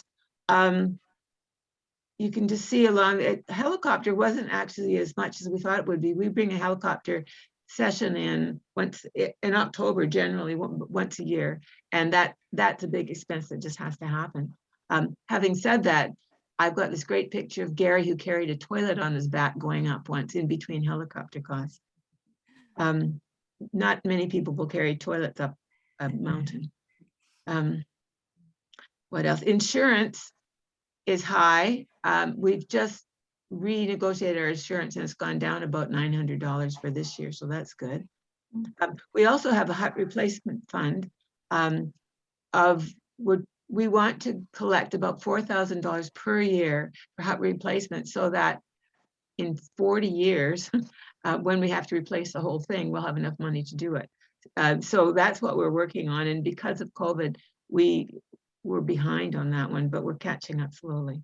So total costs was $27,246. And so we've actually made some money this last year, which is great. $6,229. As you can gather from Martin's presentation, it's not cheap to keep that place up because things fall apart or get worn out or blown off. So we always have, and there's always new things we're trying to do. Our job originally was the hut and to fund the hut, but doing that has opened up the area. So we have to make sure that our job as stewards of the land is as important. So we want to make sure that the trails are looked after and that people that use the area, hut or not, respect the land. And that's why the trails are there. That's why we need to probably build up a new outhouse as well. I think that's the only thing I'd add is the only other thing we're thinking about is if COVID restrictions get lighter, we might consider, instead of renting the whole house, a whole hut out, we might consider renting it to two parties, so there could be, because there's 2 rooms there, so that one person could rent one room and one another, and that would open up the possibilities for more people going if they didn't feel they wanted to or could rent the whole place. We're just working through that now and kind of watching COVID. So that's something to look forward to soon. So that's, are there any questions?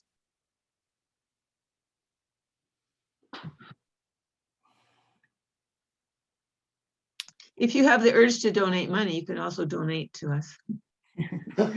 Yeah. Yeah, well, thanks, Colleen. It's another one of those things that nobody sees the hours that you put into this, and it all looks very, very simple, but they're lucky to have you as well as the treasurer dedicated to the hut. So thank you for all that you do. And you too, Catherine. Of course, we're not rid of you yet. We'd like to have great dinners with you and great skiing. And thanks for all your work, of course. It's a pleasure. Okay, so thank you. With the hut report, we're through the reports. New business. I put 3 things under new business, so I'll run through these quickly. We had a generous donation from a member who was so impressed with our photo contest in November that he wanted to donate a prize. We now give monetary token prizes for the photo contest winners, and he wanted to invent a new category. I think in the spirit of what we've been saying about the kids and youth program, he wanted to have a category for a youth photographer. Sorry, Catherine. Martin was going to show a film or yes, I've got it at the end. Okay, sorry. Yeah, no, it's okay. Just at the end of the meeting, I thought that would be a nice celebration. I put it right at the end. Is that okay? It's a 4-minute movie just to sort of sit back and enjoy. So the photo contest category for youth, the executive approved that, and the photo contest hostess extraordinaire Mary thought it was a great idea. So that will happen. Derek, if you're picking that up, then we must spread that among the youth over the year so that they can compete. The second bullet here, well, let me deal with the third one first, then I'll come back to the second one. The third one is that Summer Camp 2022, I just had a message from Liz saying that she's not around, she's traveling. The Summer Camp Committee will meet sometime in the next, it will be quite a few weeks because Liz isn't back, end of February, early March, and they're hoping to launch the Summer Camp registration process probably late March or April, so keep tuned for that. And then the middle bullet is an idea for 2022. So let me share this with you. I think it's time we had another section project. So here it goes. If you've been following the Island Bushwhacker annual numbers, the current one, the one that you have in your hand, is volume 48, which means the one we're about to produce for 2021 is volume 49, which of course means that next year will be volume 50. And you know what? That is quite amazing. There are not many journals or anything really that's been around on the island here continuously for 50 years. Rob McDonald is the person who's really been tracking this. He was involved with the Bushwhacker Annual way back and has, of course, been producing the last 3 editions. So he came up with this idea, and I'm sharing it on behalf of him. So his idea is that we have a project which we're calling Vancouver Island Mountains Now and Then. And the idea is simply that you will look through the journals and find a photograph from sometime in the past, right? So choose a photo that was taken way back when, and it can be with or without people, a mountain or a scene, and you try and take a repeat photo in recent times. This doesn't have to be of the caliber of Mary's mountain legacy, equipment and accuracy, but a chance to try and line up a similar picture and compare. Was that a comment or a sneeze? A sneeze. And of course, I say repeat there because the more times you can do this, the better. So you can get old photos from bushwhackers. They're all online. You can search them on the newsletters, have lots of photos. And then, of course, we have many what I will call senior members who have photos from earlier times. And we may ask them to share some photos deliberately for the purpose of duplicity, if that's the right word for what we want here. So I just very quickly scanned through some bushwhackers and just really quickly found some examples that I think would be fun. You know, these are old pictures from old journals, and wouldn't it be fun to try and go back there and take a similar photo, or at least a similar vantage, and compare. So yeah, here are some ideas. I mean, this one, actually, Lindsay mentioned this, the cabin that was in the Stook Hills. You know, maybe you could try and find the site of that, or maybe you could compare that with the current section hut. Kind of funny comparison. So tons of examples, tons of ideas. The hope is that this will engage pretty much everybody. It's a collaborative project. We've yet to work out how we will share the dual photos, but we'll come up with that probably online. And here are some of Rob's ideas. He says it would be interesting to note points of change, people's apparel, generational differences, glacier, no glacier, no trees, trees, you know, changes in the landscape, changes in the people. As he said, we all change, but the mountains kind of endure despite everything that happens around them. So I think that would be a fun project, and we should launch it now. We'll advertise it in the newsletter. We'll put something online, and please get involved and share your photos. And then we'll publish all of these in the 50th edition, which will be next year, 2023 edition. So I hope that's a bit of fun. So the next thing and the last thing before the agenda is Katie has been working on the rewards for leadership. So Katie, are you with us? Yeah. Okay, Great. so I took over the working on the program since I believe early 2021. And first of all, I'd like to thank Christine and Catherine for giving me all the help to get me up to speed on this program. For those of you who are not familiar, how the program works very briefly is each leader would get 1 point for every day of outdoor trip they lead. And that is on the condition that they submit a waiver form to Tom Hall, the librarian. And leaders can also get a half a point even if their scheduled trip gets canceled, whether because of weather or COVID. And leaders can also get half a point for organizing an indoor event or a Zoom event. So what that means is the accumulation of all the points given to the leaders in a year would give a pretty good reflection on how active the section has been over the year. And before I get to the awards, I'd like to do a very brief comparison.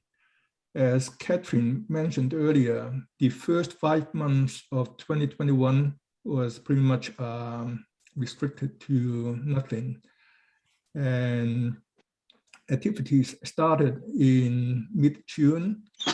So for a little bit over 6 months of the year, even under COVID protocol and also the fire risk, the total number of points leaders got is comparable with the non-COVID years when it's prorated from the 6 or 7 months. So for example, the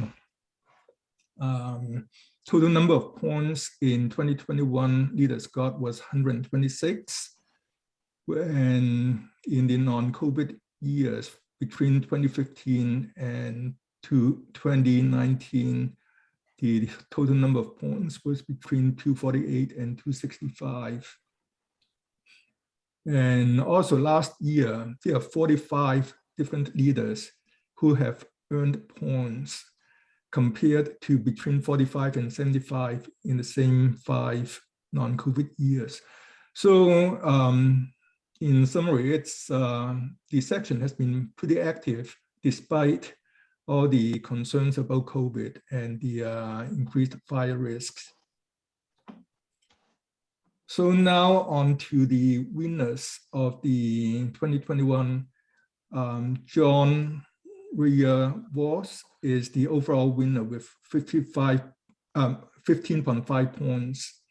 And he is, I think he's a well-deserved winner, given that even in the non-COVID years, the points winners got was between 15 and 31.5. So the 15.5 points he got in less than 7 months is not bad at all. And the runners-up is Derek Su, and Peggy Taylor is third, and Yin Su and Mike tied for 4th. They all get a gift card. New this year, when the COVID restrictions was lifted, and we talked about how to encourage leaders to come out and start organizing trips. An idea is to have leaders who earn over a certain number of points to get little appreciation. And what we got two options of 3 different swags: a cap, ear warmer, and a neck warmer. And the picture shows the swags that we just picked up yesterday from a shop in Victoria. And this year there are 7 winners who got 5 or more points for leading trips.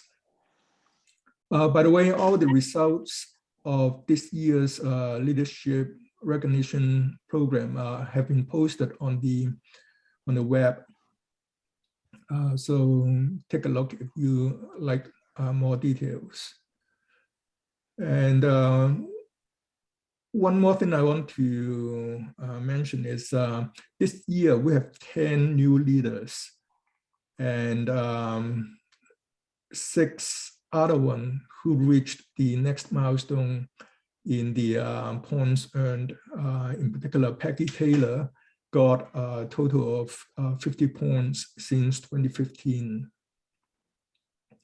So before I conclude, we have got a waiver draw, which is for all the leaders who submitted waivers but did not get a prize otherwise. We'll have a draw and have a prize. This year, we got a donation from Christine Fortham, and it is a book on alpine skills.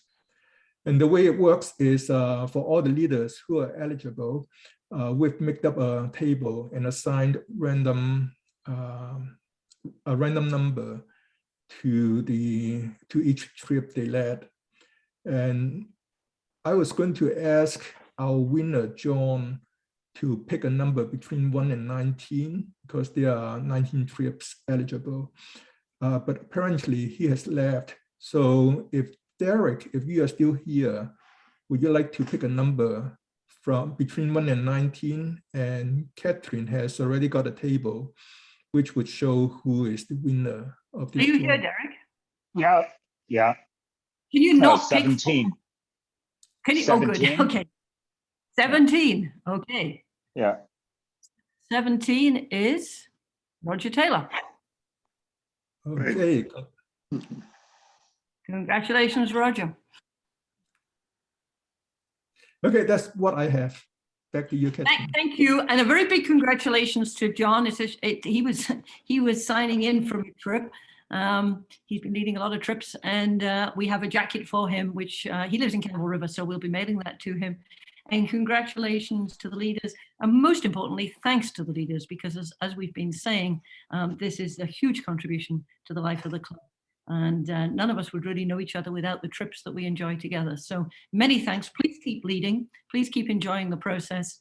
And Katie, thanks for helping with all the encouragement of this program.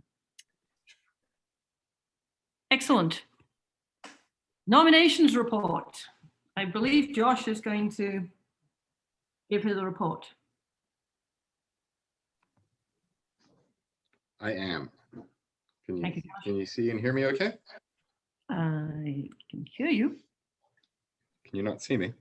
I'm not looking. Okay, there you are. Yep, I can see you Oh, clearly. okay, good, good. Thanks. So membership has been canvassed for executive positions and volunteer coordinators. We sent out a call for expressions of interest in the January high points, as well as a membership email. And I'm pleased to say that the executive positions have been accepted, and most of the volunteer coordinators have also agreed to stay on. We received several inquiries for participation, and on the basis of the responses we received, we'd like to propose the following executive for the year, and we'll get to that in just a moment, and all of them have agreed to that. Before we do that, just want to say a big thank you to Anya Reed for her substantial contributions to the High Point as the High Points editor, and also to Rob McNaughton for his amazing contributions, longstanding contributions as the editor of the Island Bushwhacker Annual. Both have agreed, both have stepped aside from the executive this year. There's also some new faces to welcome, including Alison Cahy, Dave Suttle, and Dylan Goddard. So we can move on, and there is a formal process. Mike Hubbard normally does this. I'm not going to even come close to doing it justice. I think you have to have been a judge for 50 years to truly have the authority to make this sound as regal as it is. Well, let's go. All right. So Mike has given me some appropriate wording for this. My name's not Roberts, but I'm going to try to follow his rules. So your nominating committee has nominated David Lemedon for chair. Is there a seconder? Yeah, I'll second Rick Hudson. Thank you, Rick. Are there any other nominations for the position of chair?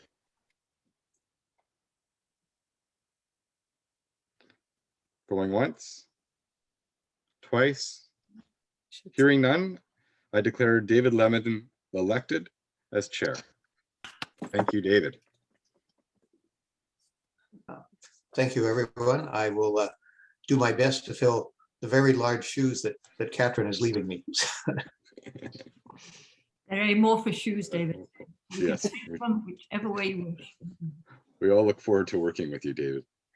Absolutely. Okay, for the position of secretary, we would like to nominate Dave Suttle. Oh, I don't know who Dave Suttle. I should know. Do I have a seconder? I second that, Mike Hubbard. Thank you. Are there any other nominations for the position of secretary? From the floor. Going once, twice. Hearing none, I would like to nominate Dave, or would like to confirm election of Dave Suttle for the position of secretary. Now, before anyone thinks that you have to be named Dave to be in one of these positions, we'll get on to the third position, which is treasurer. The nominating committee would like to put forward Garth Stewart for the position of treasurer. Do I have a seconder? I'll second that. Fee Hudson. Thank you, Fee. Yeah. Are there any other nominations for the position of treasurer? Going once, twice. So hearing none, we would like to confirm that Garth Stewart retains the position of treasurer. Thank you, Garth. You keep us in line and make it look easy. So thank you. You're welcome. And then for the remainder of the positions, we're going to do this all in one go. So we can go on to the next slide. All right, so these are the people who have agreed to be in these positions, and I'll just read through them together. For Access and Environment, Laura Baker. For the Banff Center Mountain Film Festival, Laura Darling. For the Bushwhacker Annual, Janelle Curtis. For the Bushwhacker Newsletter, Janelle Curtis. Communications, Karun Thanjavur. Education, Dylan Gothard. Equipment, Mike Hubbard. High Points, Allison Coffey. For his Shimwit, Martin Hoffman. For the Kids and Youth Program, Derek Sue. Leadership Awards, Katie Shum. Library and Archives, Tom Hall. Membership, that's me, Josh Slatkoff. National Representative, Christine Fordham. The past chair, I don't think there's going to be any. Well, I guess there could be competition for this. There's more than one past chair, but Katrin Brown. Summer Camp, Liz Williams. Webmaster, Evan DeVoe and Jane Maduke. And Member at Large, Graham Smith. Is there anyone who can second this group of nominations? Cedric, thank you. Second, yep. And is there any other nominations from the floor for any of these positions? Going once? Twice? Okay, hearing none, all of these positions are now confirmed. And I think that's it. Well, I'll show this list as well, Josh. This is yes. This is not a nomination slate. This is an information slate of volunteer coordinators. Fantastic. Yeah, so Wow. you can see the wide range of roles and volunteer hours and commitment and fun that we have all together doing this. So this is really, it's an amazing group of people, and we all work together to make it work. And Katrin is as she describes herself, our head cheerleader, and it's really true, Katrin. It's just been amazing working with you over these last couple of years. You make it look easy, and I think that's not because it is, but it's because you do so well at it. So I'm on a Zoom. I'll phone you back.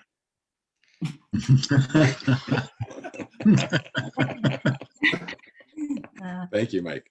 Sorry, sorry to interrupt you. Thank you, Josh, and thank you everybody for agreeing to stand again. Josh, I think you missed your vocation as a judge. Maybe your new career is waiting. Oh well. Again, yeah, big shoes to fill. I was gonna try a British accent, but I thought I'd better not. But Mike's definitely helped me with the wording. So thanks, Mike. Oh, that's great. Thank you. I think Josh, that is the end of the nominations process, correct? That is the end of the nominations process. So I'd like to finish the meeting with Oh, this. Katrin, there is any other business? I've got a piece of very important business to deal with here. Oh, not the movie? No, any other business. And I want you've heard thanks from members of the executive. I want to pass on thanks from all members of our section for the fantastic job you have been doing. As you know, we first met in 1994 on a trip with Dave Scandridge in the Souk Hills. And since then, you've put a tremendous amount of enthusiasm and energy into our section. You've been our scheduler, you've been our secretary, and since 2016, you've been chair.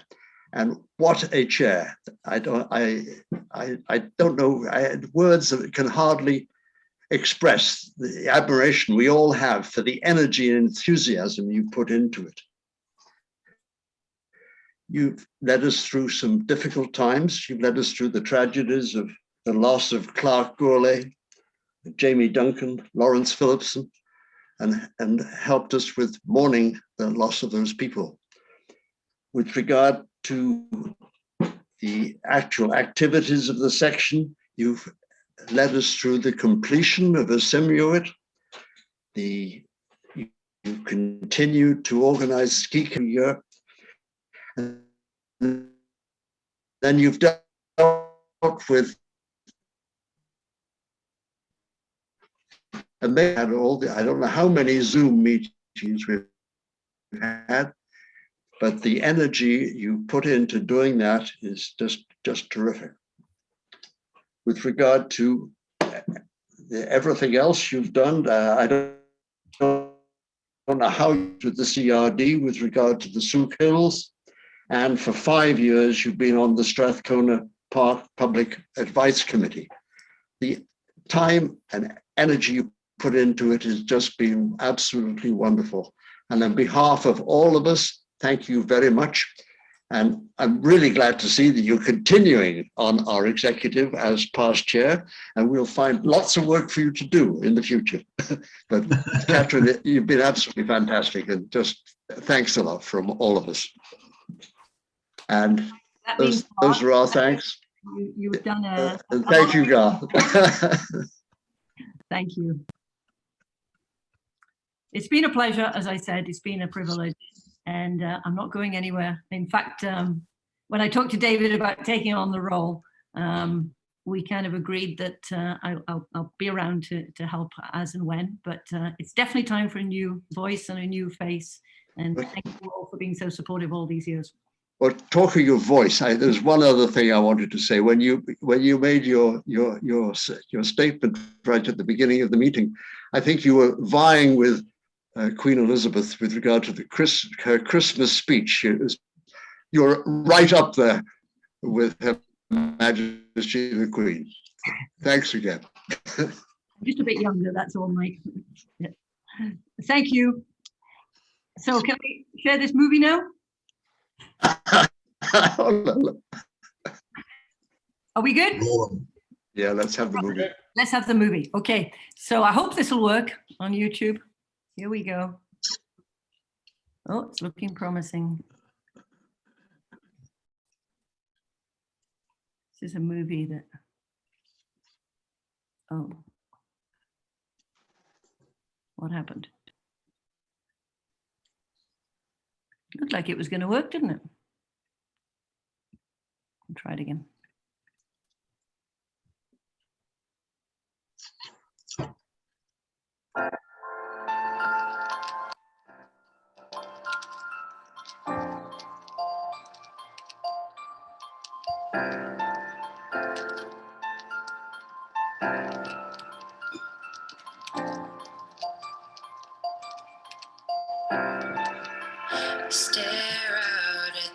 I'm not seeing any movie, Catherine. I don't know if it's only me or others are having the same You're problem.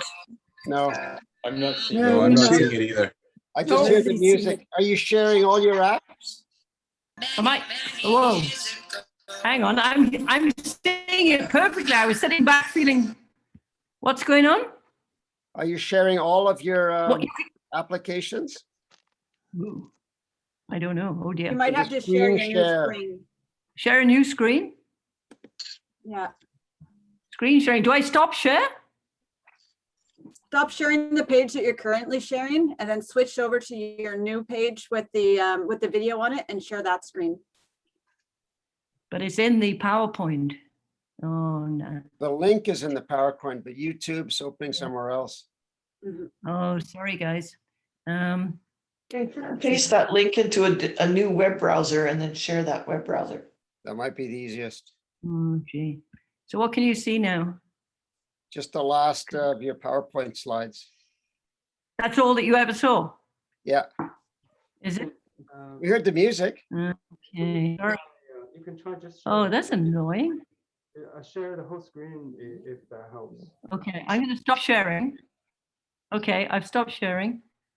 Give me a minute here. Yeah, it'd be annoying if this doesn't work. Sorry, guys. I thought it was so smooth.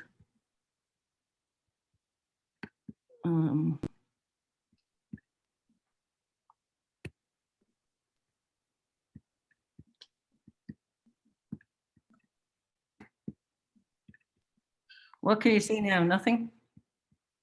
You're not sharing, Catherine, but you need to share and you need to select what you're going to share, your desktop or just the application. So you need the desktop, so you'll bring everything up. I don't want to bring everything up. Okay, hang on. Share the screen. Here we go. Starting. What's happening? No, Anything no, happening? Oh, wait. It's coming. Anything happening? What's that? Yeah, that's better. I can see it. Yeah, can you make it full screen now? Full screen? How's that? Perfect. That's good. Yeah, I just did. How's that? Let's go back. It's worth seeing the whole thing. Are we good?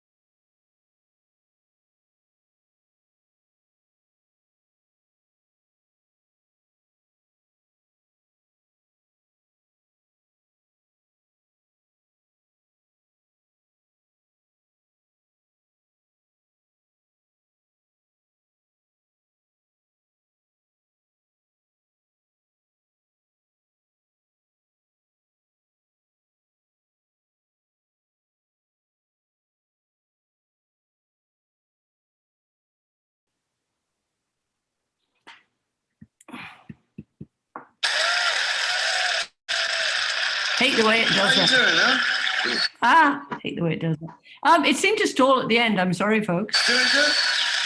Excellent. Did it stall for you? Video Did stalled. it stall? Yeah. Yes, yes, it did. I don't know why it stalled at the end, but it's on YouTube and it's a beautiful film. Thank you very much to Rodney Newcomb for preparing that as part of the grant. So, Catherine, if you could put the link into the chat, then we could cut and paste it into our own browsers. That's a good idea. Yeah, did it stall at the point of the pit? He dug the pit and then it stalled. Is that the same for everybody? Yes, at 3.5 minutes.